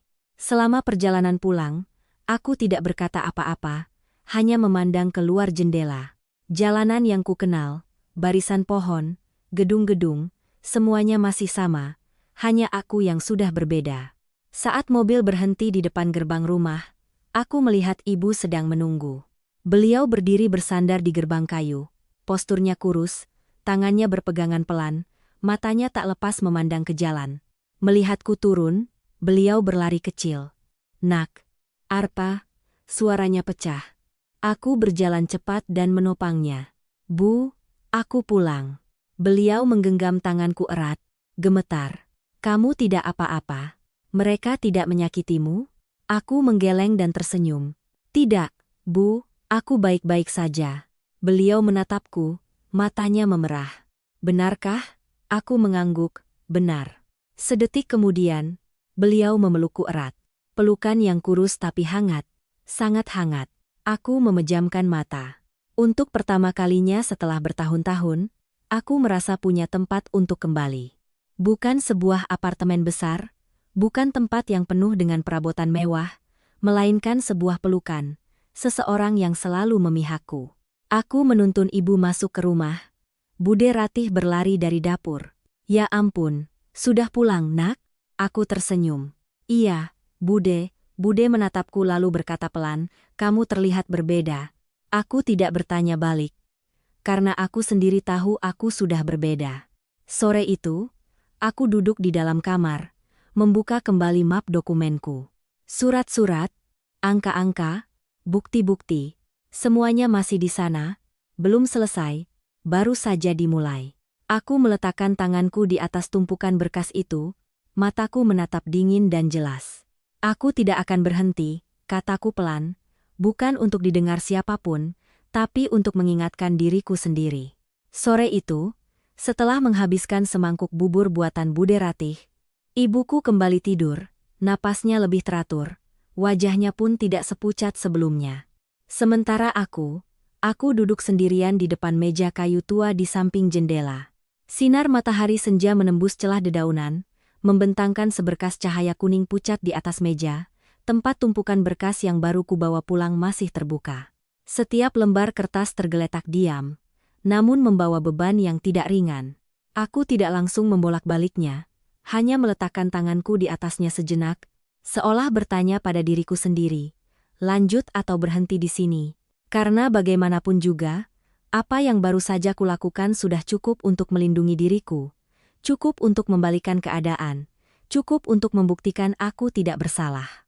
Jika aku berhenti, segalanya mungkin bisa ditutup dengan cara yang lebih damai. Bercerai, bagi harta, masing-masing menempuh jalannya sendiri. Tidak perlu menggali lebih dalam, tidak perlu membongkar lebih banyak, tidak perlu memperpanjang penderitaan. Tapi aku memejamkan mata. Di kepalaku kembali terbayang jelas setiap gambaran. Pintu yang kode sandinya diganti. Suara sinis Ibu Sania. Sudah kubilang putuskan hubungan dengan keluarga itu. Surat cerai yang dilemparkan ke kakiku, tatapan dingin Baskara, dan mata ibuku saat berdiri gemetar di depan gerbang melihat putrinya dibawa pergi. Aku membuka mata. Tanganku terkepal. Tidak. Kataku sangat pelan tapi tegas. Aku tidak akan berhenti. Tepat saat itu, ponselku bergetar. Nomor tak dikenal. Aku menatapnya sejenak lalu mengangkatnya. Halo. Ujung telepon di sana hening beberapa detik. Lalu suara seorang perempuan terdengar, pelan dan ragu. Ini dengan Mbak Kirana, kan? Ya, saya sendiri. Siapa ya? Saya Lan. Mbak. Mantan akuntan di perusahaannya Pak Baskara. Aku tertegun. Nama ini kuingat, gadis muda pendiam tapi bekerja sangat teliti. Sekitar setengah tahun lalu tiba-tiba berhenti bekerja. Waktu itu Baskara hanya berkata sambil lalu bahwa dia tidak cocok. Aku pun tidak bertanya lebih lanjut. Ada apa? Suara di seberang merendah. Saya lihat berita, saya tahu masalah Mbak. Hening sejenak. Saya rasa Mbak perlu tahu beberapa hal lagi. Aku duduk tegak. Hal apa? Dia terdiam sejenak lalu berkata cepat seolah takut ada yang mendengar. Masalah perusahaan tidak sesederhana kekurangan modal. Jantungku berdebar lebih kencang. Maksudmu? Pak Baskara punya dana-dana yang tidak transparan. Pembukuan yang asli tidak sama dengan yang diajukan ke bank. Suasana di sekitarku seolah hening. Aku bertanya pelan, kamu punya buktinya? Ada. Satu kata, tapi sudah cukup. Aku menggenggam ponsel erat-erat. Kamu di mana sekarang? Saya tidak bisa bicara lewat telepon. Mbak, kalau Mbak mau, kita bisa bertemu langsung. Aku tidak ragu. Baik, kirim alamatnya. Panggilan berakhir. Aku duduk diam beberapa detik lalu beranjak. Map berkasku tutup. Aku melangkah cepat keluar. Bude Rati sedang mencuci sayuran di dapur. Melihatku langsung bertanya, mau kemana lagi, nak? Aku menjawab cepat. Ada urusan sebentar, Bude. Saya pergi sebentar, nanti langsung pulang. Tolong jaga ibu ya, Bude mengangguk. Iya, hati-hati di jalan. Aku mengambil jaket dan melangkah ke gerbang. Senja sudah turun, sinar matahari melemah, digantikan oleh cahaya temaram saat matahari terbenam. Aku naik ojek. Di dalam kepalaku hanya ada satu pikiran. Jika apa yang dikatakan Lan benar, maka ini belum berakhir. Kedai kopi tempat kami janjian berada di sudut jalan yang tenang, tidak ramai, tidak bising. Aku masuk, melihat sekeliling. Seorang gadis di sudut dalam melihatku dan langsung berdiri. Mbak Kirana. Aku mengangguk dan duduk di hadapannya. Dia terlihat lebih kurus dari sebelumnya, matanya tampak cemas. Aku tidak bertele-tele. Langsung saja. Lan menelan ludah, lalu mengeluarkan sebuah flash disk kecil dari tasnya dan meletakkannya di atas meja. Di sini ada data yang saya salin sebelum berhenti kerja. Aku menatapnya. Data apa? Data apa? Laporan perbandingan internal dan pembukuan asli. Aku mengerutkan kening. Apa bedanya? Dia merendahkan suaranya. Uang yang ditarik tidak masuk ke operasional perusahaan, tapi ditransfer ke rekening pribadi. Hening sejenak. Aku bertanya lagi. Rekening siapa? Lan menatapku, Pak Baskara. Suasana seolah mengental. Suara sendok yang beradu dengan cangkir di meja sebelah terdengar begitu jelas. Aku duduk diam cukup lama lalu bertanya. Kenapa kamu memberikan ini padaku? Lan menunduk. Karena saya tidak mau ikut terseret. Hening sejenak. Dia menambahkan, dan karena menurut saya, Mbak tidak pantas diperlakukan seperti ini. Aku menatapnya, tidak berterima kasih, tidak menyalahkan, hanya mengangguk. Saya mengerti. Aku memegang flash disk itu. Terasa ringan tapi sangat berat. Lan berdiri. Saya tidak bisa lama-lama, Mbak. Hati-hati ya. Aku mengangguk. Iya. Dia pergi. Aku masih duduk di sana. Flash disk di tanganku, sebuah benda kecil yang bisa mengubah segalanya. Aku meninggalkan kedai saat hari sudah gelap. Angin malam bertiup sepoi-sepoi, terasa dingin, tapi aku tidak merasakannya. Aku tiba di rumah, membuka laptop, dan mencolokkan flash disk. Layar menyala. File-file data muncul. Aku membuka setiap file, setiap tabel, setiap aliran dana, setiap angka, semakin kulihat, semakin kupahami. Perusahaan itu bukan hanya kekurangan modal, tapi digerogoti. Sistematis, terencana. Dan orang di baliknya adalah pria yang pernah tidur satu ranjang denganku. Aku bersandar di kursi, mata menatap layar cukup lama, lalu tersenyum tipis. Bukan karena senang, tapi karena akhirnya aku melihat semuanya. Aku mengambil ponsel dan menelepon pengacaraku. Kita punya pekerjaan tambahan. Suara di seberang merendah. Anda menemukan apa? Sesuatu yang tidak pernah mereka duga saya miliki. Hening sejenak, dan kali ini, saya bukan hanya akan melindungi diri sendiri. Aku menatap layar, cahaya birunya terpantul di mataku. Saya akan membuat mereka membayar harganya. Di luar, angin meniup deretan pohon pinang, daun-daunnya bergemerisik. Malam lain dimulai. Tapi malam ini bukan lagi malam kepasrahan, melainkan awal dari sebuah pembongkaran tanpa jalan kembali. Malam itu, aku hampir tidak melepaskan pandanganku dari layar laptop. Cahaya biru pucat yang terpantul di wajahku membuat segala sesuatu di sekitarku tenggelam dalam keheningan yang sangat khas. Hanya terdengar suara kipas angin yang berputar teratur dan detak jantungku di dalam dada, pelan tapi pasti, seolah setiap detaknya sedang diperhitungkan dengan cermat. Aku membuka setiap file, tidak melewatkan satu baris pun. Angka-angka itu awalnya tampak rumit, tapi semakin kulihat, semakin jelas. Aliran dana dari perusahaan Adiguna Sentosa dipecah menjadi nominal-nominal kecil, ditransfer melalui beberapa rekening perantara, dan akhirnya bermuara di satu rekening atas nama pribadi. Nama itu tidak asing. Baskara. Aku duduk diam cukup lama. Di kepalaku muncul sebuah pertanyaan. Jadi, setiap kali dia bilang perusahaan sedang kesulitan, itu benar atau bohong? Aku teringat malam-malam saat dia pulang dengan wajah tegang, melemparkan tas kerjanya ke kursi lalu menghela napas. Perusahaan lagi macet, kalau tidak dapat dana talangan, bisa habis. Saat itu, aku tidak banyak bertanya, hanya diam-diam membuka buku tabunganku, mentransfer uang. Sekali, dua kali, dan berkali-kali. Aku pernah berpikir sedang menyelamatkan keluarga, tapi ternyata aku sedang membantu sebuah penipuan yang rapi. Aku memejamkan mata, bukan karena sakit hati, tapi karena semuanya terlalu jelas. Begitu jelas hingga tidak ada lagi ruang untuk pembenaran. Aku membuka mata, menggerakkan mouse, dan berhenti di sebuah file. Nama filenya sederhana, perbandingan internal. Aku membukanya. Sebuah tabel perbandingan antara dua sistem pembukuan. Satu sisi adalah laporan yang diajukan ke bank, sisi lainnya adalah data asli. Selisihnya bukan ratusan juta, tapi puluhan miliar rupiah. Aku menghela napas pelan. Hebat juga kau, bisikku, bukan pujian, tapi pengakuan. Seseorang yang bisa melakukan hal sejauh ini dan tetap mempertahankan penampilan tenang selama bertahun-tahun bukanlah orang biasa. Tapi dia lupa satu hal, tidak ada yang bisa disembunyikan selamanya.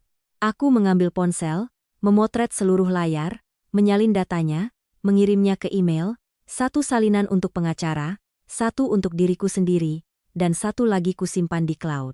Aku tidak membiarkan apapun hanya ada di satu tempat. Karena aku paham, sekali melangkah ke dalam pertarungan ini, tidak boleh ada celah. Tepat saat itu, ponselku bergetar. Pesan dari nomor yang ku kenal, Baskara. Aku menatapnya sejenak lalu membukanya. Kita bisa bicara? Hanya satu kalimat pendek, tapi sangat berbeda dari sebelumnya. Tidak ada lagi perintah, tidak ada lagi paksaan, yang ada hanya pertanyaan ragu. Aku tidak langsung menjawab, hanya menatapnya cukup lama, lalu meletakkan ponsel dan melanjutkan pekerjaanku. 10 menit kemudian, pesan lain masuk. Aku ada di depan gerbang rumahmu. Aku tertegun, melirik keluar jendela. Halaman gelap, hanya ada cahaya lampu kuning yang redup. Aku berdiri, berjalan keluar. Pintu terbuka perlahan, dan aku melihatnya. Baskara berdiri di sana. Tidak lagi mengenakan setelan rapi seperti biasanya. Kemejanya kusut, rambutnya berantakan, matanya lelah. Tatapannya padaku bukan lagi tatapan superior, tapi tatapan orang yang sedang jatuh. Aku tidak membuka gerbang, hanya berdiri di dalam. Dia yang memulai bicara. Bisa kita bicara sebentar? Aku bertanya, masih ada yang perlu dibicarakan. Dia diam sejenak lalu berkata pelan, aku tahu kamu sudah punya datanya. Jantungku berdebar sedikit, tapi wajahku tetap tenang. Lalu, dia menatap lurus ke arahku. Kalau kamu beberkan masalah ini, aku akan habis. Aku mengangguk. Benar. Aku bertanya lagi. Tapi apa hubungannya denganku? Dia mendekat ke gerbang, suaranya merendah. Kita pernah jadi suami istri. Aku tersenyum sinis. Kau baru ingat hal itu sekarang? Agak terlambat. Dia mengepalkan tangannya. Aku mohon, hentikan ini. Aku menatapnya sangat lama lalu berkata, kau tahu, suaraku pelan, ada saatnya, hanya dengan satu kata maaf yang lebih awal, segalanya bisa berbeda. Tapi kau tidak mengucapkannya. Dia diam. Aku melanjutkan.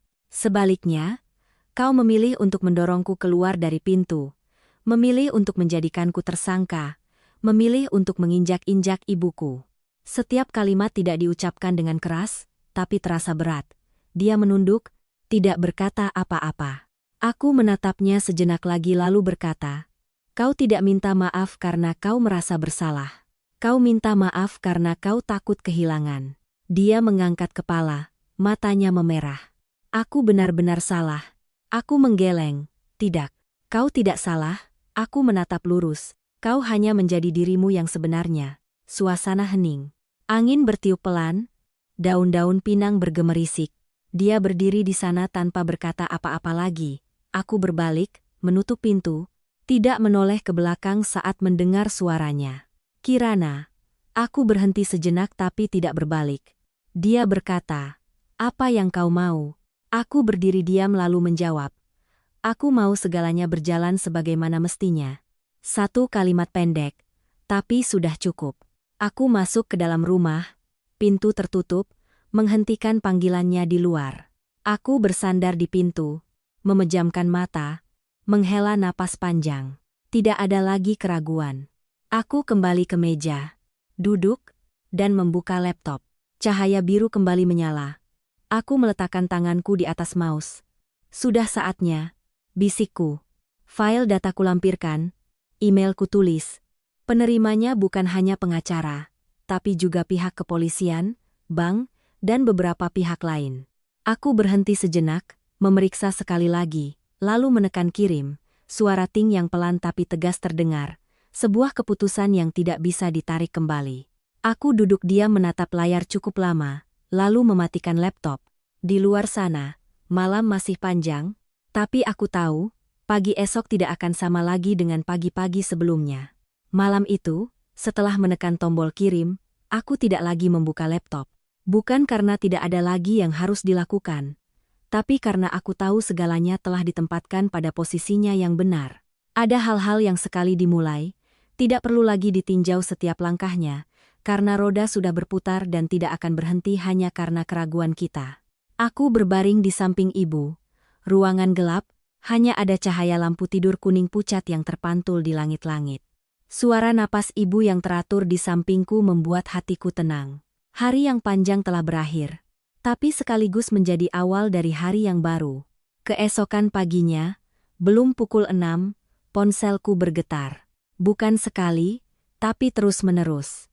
Pesan, panggilan, notifikasi, aku membuka mata. Tanpa perlu melihat, aku tahu semuanya telah dimulai. Aku mengambil ponsel, layarnya terang benderang. Lebih dari 20 panggilan tak terjawab, puluhan pesan. Sebagian besar dari nomor tak dikenal, beberapa nomor yang kukenal, pengacara, pihak bank, dan Baskara. Aku tidak buru-buru membacanya, Hanya duduk dan melangkah keluar. Halaman masih basah oleh embun. Udara pagi terasa sejuk. Aku menarik napas dalam-dalam, baru kemudian membuka pesan pertama dari pengacara. Data telah diterima. Pihak penyidik sudah mulai bergerak. Pesan kedua, dari bank, beberapa rekening terkait telah dibekukan. Pesan ketiga, perusahaan Adiguna Sentosa sedang diperiksa mendadak. Aku selesai membaca, tidak langsung bereaksi, hanya berdiri di sana menatap ke arah gerbang. Tetesan air yang tersisa di daun pinang jatuh satu persatu. Ritmenya pelan tapi tidak berhenti. Aku berbisik pelan. Sudah tiba. Tepat saat itu, dari ujung gang terdengar suara mobil. Bukan satu, tapi dua. Lalu tiga. Suara rem, pintu mobil terbuka, suara orang-orang berbicara. Aku melangkah ke gerbang. Begitu kubuka, aku melihatnya. Mobil polisi, mobil dari bank, dan beberapa orang berjas. Mereka turun, tatapan mereka serius, surat-surat di tangan. Seseorang mendekatiku. Dengan Ibu Kirana? Iya. Kami datang untuk memverifikasi beberapa informasi terkait berkas yang Anda berikan. Aku mengangguk. Silakan masuk. Mereka melangkah masuk. Bude Ratih berlari dari dapur. Melihat pemandangan itu dia tertegun. Ya ampun, ada lagi, nak? Aku menoleh. Suaraku ringan. Tidak apa-apa, Bude, kali ini berbeda. Ibuku juga keluar dari kamar. Beliau menatap orang-orang asing itu dengan cemas. Ada apa? Nak? Aku mendekat dan menenangkannya. Tidak ada apa-apa. Bu, mereka datang untuk memperjelas semuanya. Beliau menatapku cukup lama lalu mengangguk pelan. Tidak bertanya lagi. Mungkin beliau sudah mengerti. Orang-orang itu duduk di meja. Aku membuka kembali laptop, menunjukkan seluruh data, setiap file, setiap salinan, setiap bukti. Mereka memeriksa, membandingkan, mencatat. Suasana di rumah hening, hanya ada suara ketikan keyboard dan gemerisik kertas. Sekitar 1 jam kemudian, ketua tim mengangkat kepala, suaranya tegas. Dokumen-dokumen ini sangat penting. Dia melanjutkan, bisa dipastikan ada indikasi pelanggaran serius. Aku tidak bertanya lebih lanjut, hanya mengangguk, karena aku tahu sisanya tidak perlu lagi kukatakan. Mereka berdiri. Kami akan melanjutkan pekerjaan kami. Jika diperlukan, kami akan menghubungi Anda lagi. Aku mengantar mereka ke gerbang. Mobil-mobil itu melaju, membawa sebagian kebenaran, tapi belum semuanya. Aku kembali ke dalam rumah. Belum sempat duduk, ponselku bergetar lagi. Kali ini nomor yang kukenal. Ibu mertua. Aku menatapnya sejenak, 2 detik, lalu mengangkatnya. Halo. Ujung telepon di sana tidak langsung bicara, hanya terdengar napas yang terengah-engah. Lalu suara Ibu Sania terdengar, tidak lagi melengking, tidak lagi tajam, tapi pecah. Kirana. Aku diam. Beliau melanjutkan, tolong selamatkan Ibu. 2 kata, selamatkan Ibu. Aku berdiri diam, tidak bicara, tidak bertanya, hanya mendengarkan. Beliau melanjutkan, suaranya hampir menangis. Ibu salah, Ibu tahu sekarang. Apapun yang kau mau, Ibu akan turuti, asal kau tarik kembali laporannya. Jangan biarkan mereka memperbesar masalah ini. Aku memejamkan mata sejenak, lalu membukanya. Suaraku sangat tenang. Ibu sedang bicara apa? Beliau tercekat. Kau tahu, kalau kau tidak memberikan surat-surat itu, segalanya tidak akan jadi seperti ini. Aku tertawa sinis. Ibu salah. Aku tidak memperbesar masalah. Aku berkata pelan. Aku hanya mengatakan yang sebenarnya. Beliau mulai menangis. Nak, Ibu mohon. Aku memotongnya. Ibu. Suaraku tidak tinggi tapi cukup untuk menghentikan segalanya. Apa Ibu masih ingat hari Ibu mengusirku? Henning. Aku melanjutkan. Ibu bilang rumah itu tidak akan menerimaku. Jadi, sekarang Ibu memanggilku apa? Beliau tidak menjawab. Hanya terdengar isak tangis. Aku berkata, menantu, atau orang luar, suasana di seberang hancur. Saya bukan lagi bagian dari keluarga itu. Suaraku jelas. Saya juga tidak punya kewajiban untuk menyelamatkan siapapun. Aku menutup telepon. Tanpa ragu, tanpa sesal, hanya meletakkan ponsel dengan tegas. Aku berbalik. Ibuku sedang berdiri di ambang pintu. Beliau menatapku, tatapannya tidak lagi cemas, tapi dalam. Kau tidak menyesal, kan? Aku mendekat dan memegang tangannya. Tidak, Bu. Aku hanya menyesal tidak melakukannya lebih awal. Beliau mengangguk, tidak berkata apa-apa lagi, hanya menggenggam tanganku dengan lembut. Di halaman, matahari sudah meninggi, cahayanya menyebar kemana-mana. Tidak ada lagi kegelapan. Aku berdiri di sana menatap langit di hadapanku, di dalam hatiku tidak ada lagi beban, tidak ada lagi ketakutan, hanya ada perasaan yang sangat jelas. Masalah ini belum berakhir, tapi kali ini, akulah yang akan menentukan bagaimana ini akan berakhir. Siang itu berlalu lebih lambat dari hari-hari biasanya. Bukan karena waktu yang benar-benar memanjang, tapi karena di dalam hatiku setiap momen terasa begitu jelas. Seolah setiap detiknya membawa perubahan yang kutahu tidak akan bisa kembali seperti semula. Ibuku, setelah makan sedikit nasi, kembali berbaring untuk beristirahat. Bude Ratih duduk di sampingnya sambil mengipas. Sesekali melirik ke arahku, tatapannya tidak lagi bingung seperti kemarin, tapi masih belum lepas dari kekhawatiran. Bude bertanya pelan, "Nak, mereka tidak menyulitkanmu lagi, kan?" Aku menggeleng, suaraku ringan. "Tidak, Bude. Kali ini, saya bukan lagi yang tertekan." Bude mengangguk-angguk, menghela napas. "Iya, Bude lihat kamu hari ini juga sudah berbeda." Aku tidak menjawab, hanya tersenyum tipis. Bukan senyum bahagia, tapi senyum ketenangan. Ketenangan yang belum pernah kumiliki sebelumnya. Tepat saat itu, ponselku bergetar lagi. Bukan pesan, tapi panggilan. Pengacaraku. Aku mengangkatnya. "Iya, Pak." Suara di seberang terdengar dalam tapi jelas. Pihak kepolisian telah menahan sementara Baskara untuk penyelidikan lebih lanjut. Aku terdiam sejenak lalu bertanya. "Lalu Ibu Sania?" "Sedang dipanggil terus-menerus. Situasinya tidak baik." Aku mengangguk pelan. "Baik," beliau melanjutkan. "Anda siapkan mental. Kasus ini kemungkinan besar akan dinaikkan statusnya." Aku tidak terkejut, hanya bertanya, "Berapa lama?" "Tidak akan lama lagi." Hening sejenak. Beliau merendahkan suaranya. "Apakah Anda ingin bertemu mereka lagi sebelum semuanya menjadi lebih jauh?" Aku memandang ke halaman. Matahari tepat di atas kepala. Daun pinang tidak lagi basah. Segalanya terlihat jelas. Tidak ada lagi kabut. Aku menjawab, "Tidak perlu, Pak. Saya sudah cukup bertemu mereka." Panggilan berakhir. Aku meletakkan ponsel, duduk diam, tidak berpikir lebih jauh. Karena sebenarnya tidak ada lagi yang perlu dipikirkan. Apa yang perlu ku ketahui, sudah ku ketahui. Apa yang perlu kulakukan, sudah kulakukan. Sisanya bukan lagi urusanku. Sore itu, tiba-tiba turun hujan.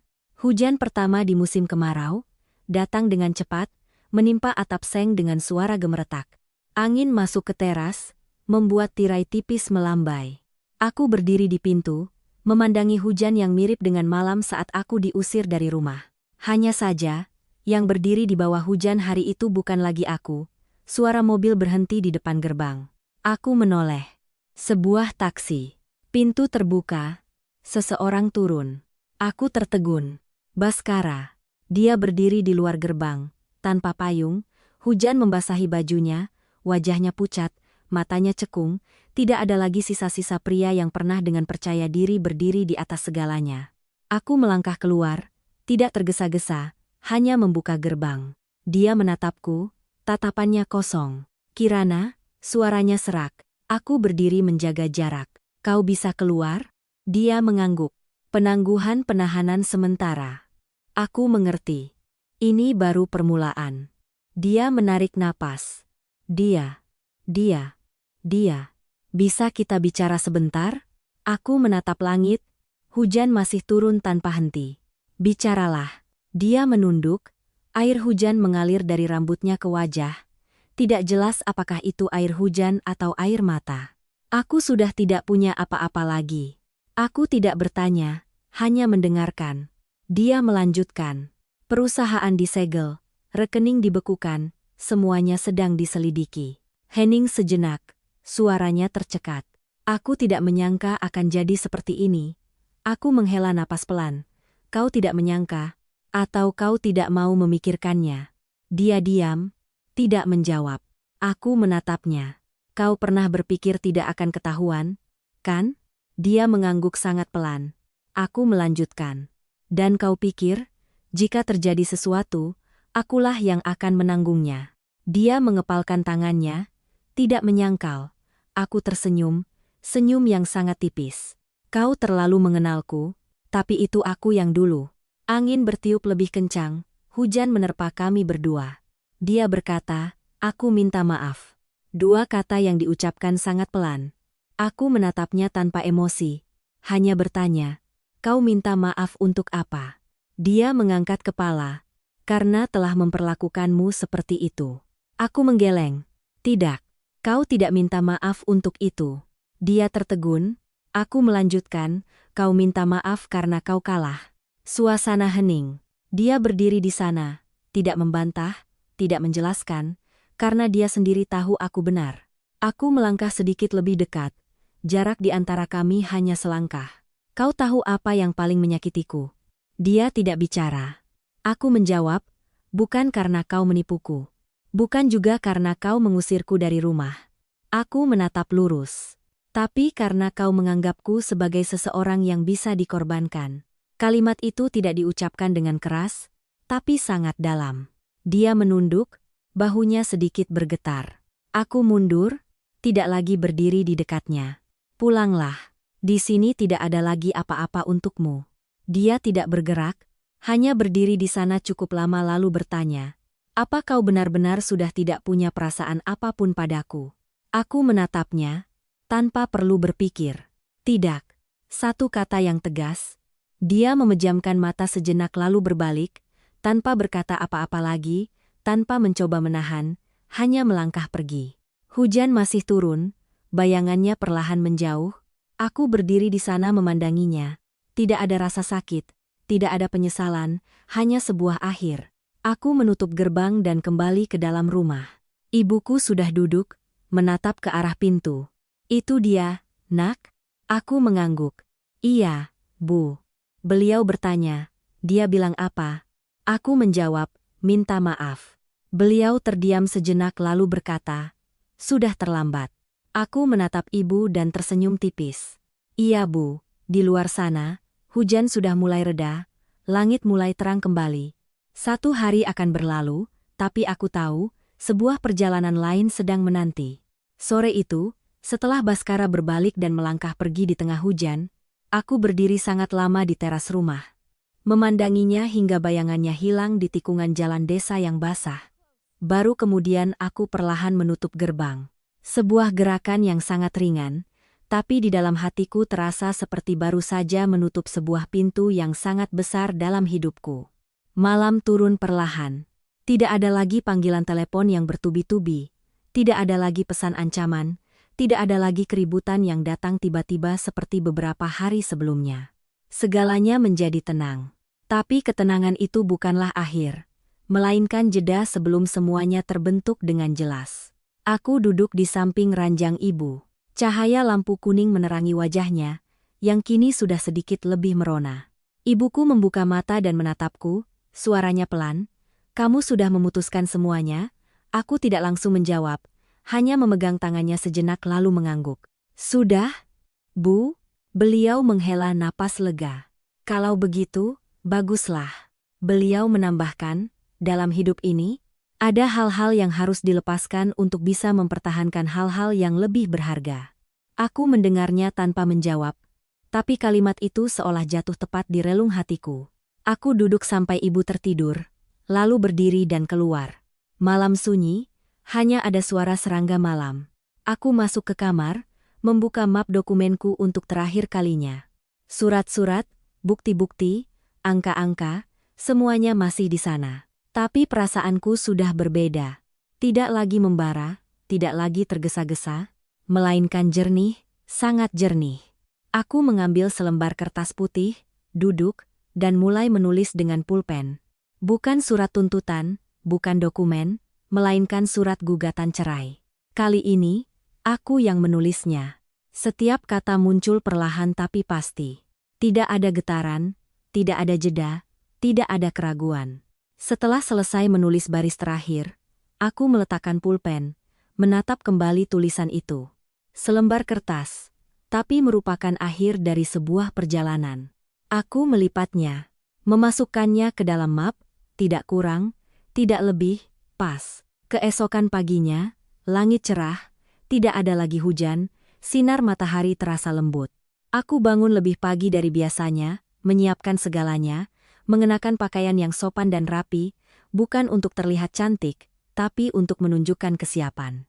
Bude Ratih menatapku heran. Mau kemana? Nak, aku menjawab. Saya mau ke kota sebentar. Bude, perlu Bude temani. Aku menggeleng. Tidak perlu, Bude. Ibuku memanggil dari dalam kamar. Nak, aku masuk. Iya Bu. Beliau menatapku, tatapannya dalam. Selesaikan semuanya. Aku mengangguk. Iya Bu. Tidak perlu kata-kata tambahan. Tidak perlu nasihat. Ada hal-hal yang cukup dimengerti. Aku naik bus. Jalanan yang sama, tapi hari ini tidak lagi terasa berat. Bukan lagi perasaan diseret, tapi melangkah dengan kesadaran sendiri. Aku tiba di pengadilan, tempat yang beberapa bulan lalu tidak pernah kubayangkan akan kumasuki dalam posisi seperti ini. Aku menyerahkan berkas. Petugas yang menerima melihatnya sekilas lalu mengangkat kepala. Anda yang menggugat? Aku mengangguk. Iya. Dia berkata, berkas lengkap, akan kami proses. Aku menjawab, terima kasih, selesai. Tidak berlarut-larut, tidak ada perdebatan, tidak ada air mata. Aku melangkah keluar dari gedung itu. Sinar matahari terasa hangat. Aku berhenti sejenak, menarik napas dalam-dalam, lalu melangkah lagi tanpa menoleh ke belakang. Sorenya, aku mampir ke bank untuk menyelesaikan prosedur terakhir. Memindahkan hak, memisahkan rekening, mengakhiri semua hubungan finansial. Setiap tanda tangan, setiap stempel, seperti setiap simpul yang terlepas. Pegawai bank menatapku dengan sedikit ragu. Anda yakin, Bu? Aku tersenyum. Yakin. Tidak perlu penjelasan. Karena orang yang mengerti tidak perlu diberitahu, dan orang yang tidak mengerti, diberitahu pun percuma. Menjelang malam, aku kembali. Mobil berhenti di depan gerbang.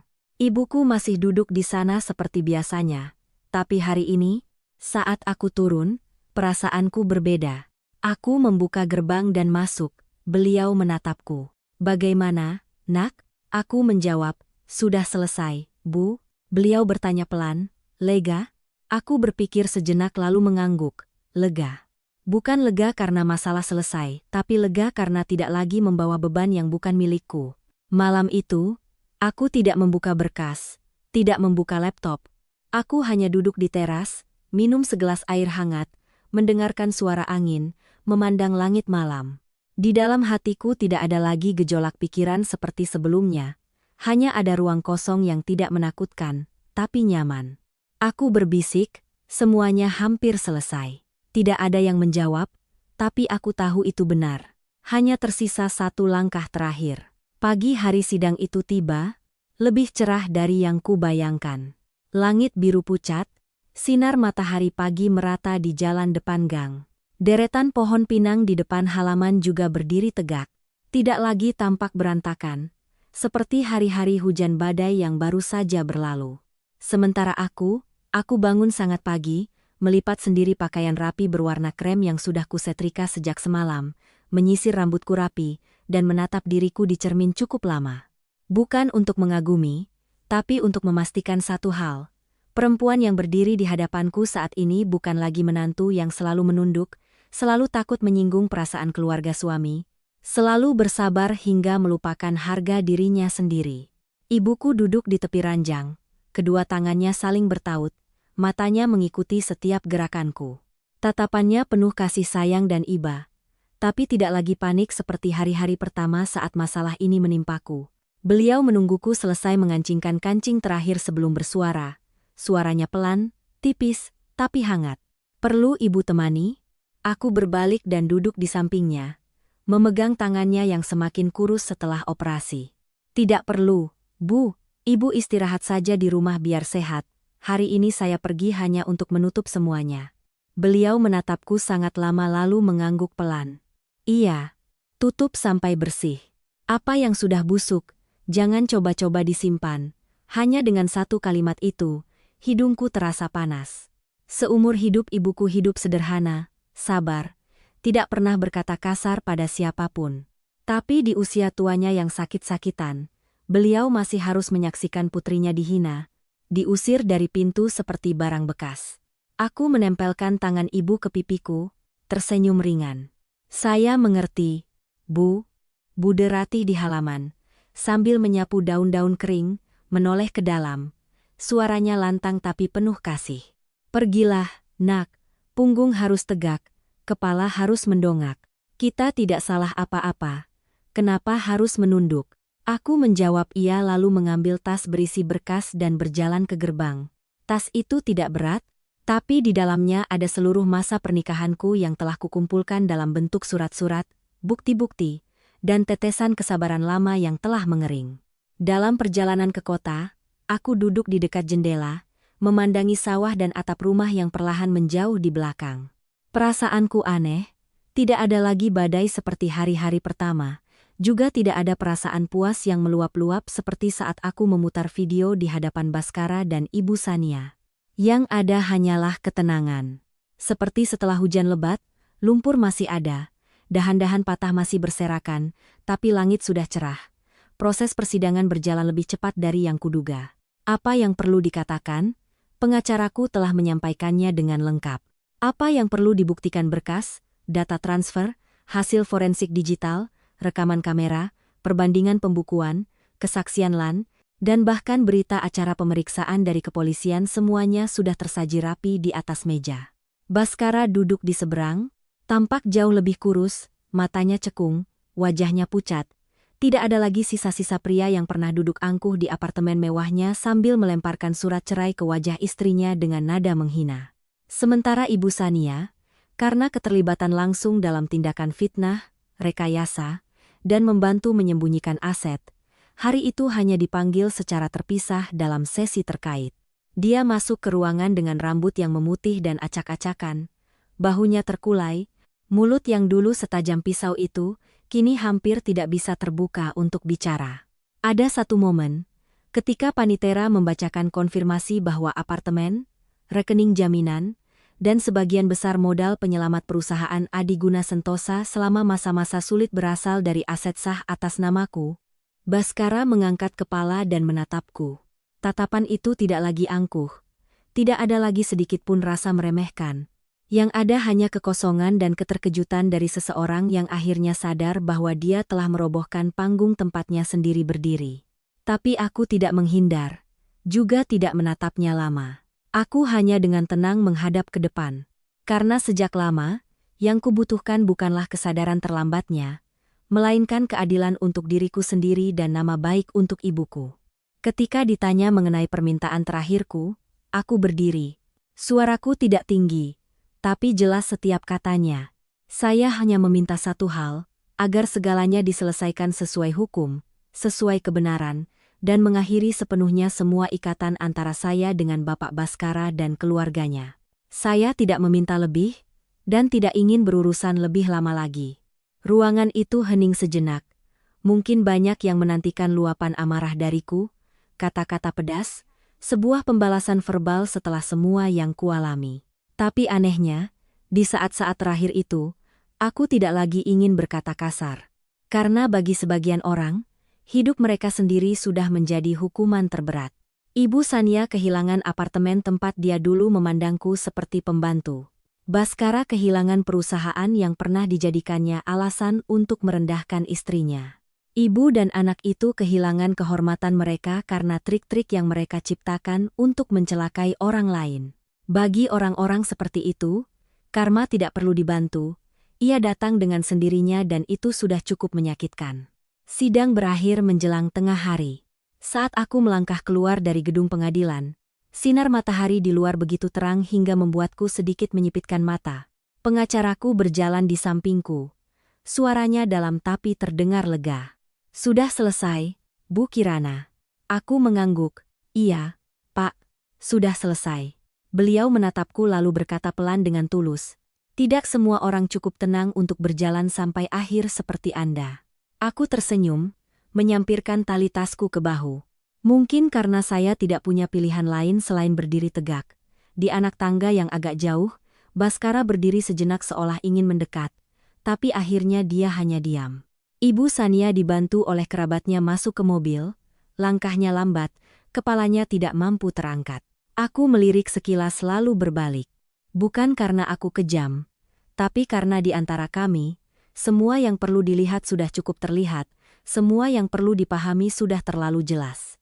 Ada hubungan yang pada akhirnya hal terbaik untuk dipertahankan bukanlah percakapan panjang, melainkan jarak yang cukup bersih agar di kemudian hari tidak ada lagi yang bisa mengotori hidup satu sama lain. Saat mobil yang membawaku pulang tiba di ujung gang, aku sudah melihat ibu duduk menunggu di kursi bambu di teras, di sampingnya ada Bude Ratih, di atas meja ada teko teh panas yang masih mengepul. Pemandangan itu membuat hatiku luluh. Begitu banyak cobaan, begitu banyak penghinaan, berkali-kali aku merasa hidupku sudah jatuh ke dasar. Pada akhirnya tempat yang menyambutku pulang tetaplah rumah kecil ini, tetaplah ibu yang kurus ini, tetaplah teras tua dengan suara sapu lidi Bude Ratih setiap pagi. Aku melangkah cepat ke halaman. Ibuku menatap lurus ke wajahku seolah ingin menebak apa yang dibawa pulang oleh putrinya hari ini. Aku tersenyum, kali ini senyum yang tulus. Bu, sudah selesai. Mata beliau langsung memerah. Benarkah, Nak? Benar. Beliau tidak berkata apa-apa lagi, hanya menarik tanganku untuk duduk di sampingnya. Tangan ibu menggenggam tanganku, kurus tapi hangat, gemetar tapi kuat. Bude Ratih di samping juga menyeka matanya, sambil pura-pura mengomel. Anak ini bikin orang khawatir setengah mati. Aku tertawa, suara tawaku menggema di halaman rumah, terdengar begitu ringan hingga aku sendiri merasa aneh. Sudah lama sekali aku tidak tertawa tanpa harus menahan diri, tanpa pamrih, tanpa takut dinilai orang lain. Sore itu, aku masuk ke gudang belakang, tempat 3 kardus barang pernah tergeletak diam seperti kuburan dari sebuah pernikahan yang mati sebelum waktunya. Aku membuka setiap kardus, mengeluarkan pakaian, mengibaskannya satu persatu. Yang masih bisa dipakai kulipat rapi, yang sudah terlalu usang kusisihkan. Di dasar salah satu kardus, aku menemukan syal wol yang dirajut ibu untukku di tahun pertama pernikahan. Aku mengambilnya, mendekapnya di dada, teringat diriku bertahun-tahun lalu yang juga membawa keyakinan sederhana bahwa asal hidup baik, sabar, dan tulus, keluarga manapun pada akhirnya akan menjadi hangat. Tapi hidup tidak selalu membalas kebaikan dengan kebaikan. Terkadang, ia memaksamu untuk merasakan sakit yang teramat sangat agar kau mengerti bahwa menjadi orang baik bukan berarti memberi orang lain hak untuk menginjak-injakmu. Menjelang malam, setelah makan, ibuku memanggilku untuk duduk di teras. Bulan sabit menggantung di atas pucuk pohon pinang, angin bertiup sepoi-sepoi. Beliau memandang ke halaman, berkata perlahan, seolah berbicara padaku sekaligus pada hidupnya sendiri. Nak, perempuan itu boleh miskin, boleh bekerja keras, boleh berjalan lebih lambat dari orang lain, tapi jangan pernah biarkan orang lain merampas harga dirimu. Sesuatu yang sudah hilang itu, sakit sekali rasanya. Aku menyandarkan kepala di bahu ibu, berbisik pelan, aku akan selalu ingat itu, Bu. Malam itu, aku tidur sangat nyenyak. Tidak ada mimpi buruk, tidak ada keterkejutan, tidak ada dering telepon yang mengganggu, tidak perlu lagi menebak-nebak siapa yang akan mencelakaiku, siapa yang akan menelepon untuk mengancamku. Keesokan paginya, saat membuka mata, hal pertama yang kulihat adalah seberkas sinar matahari yang jatuh di lantai, kuning, hangat, dan damai. Aku tiba-tiba sadar. Kebahagiaan itu terkadang bukan tentang tinggal di rumah besar, bukan tentang memiliki suami yang sukses, dan jelas bukan tentang mempertahankan pernikahan yang sudah busuk. Kebahagiaan, pada akhirnya, adalah bisa hidup tanpa harus menahan napas, bisa menatap langit dengan kepala tegak, bisa kembali ke pelukan orang yang benar-benar menyayangimu tanpa merasa malu pada diri sendiri. Dan jika ada satu hal dari cerita ini yang akan kubawa seumur hidup, maka itu adalah ini. Kebaikan adalah hal yang sangat berharga, tapi ia harus datang dengan batasan. Kesabaran adalah sebuah kebajikan, Tapi ia bukan alasan bagi orang lain untuk menginjak-injakmu. Dan keluarga, sesuatu yang pantas untuk dijaga, tidak pernah menjadi tempat yang memaksamu diam dalam kehinaan, melainkan harus menjadi tempat yang memberimu kesempatan untuk menjadi orang baik dengan cara yang terhormat.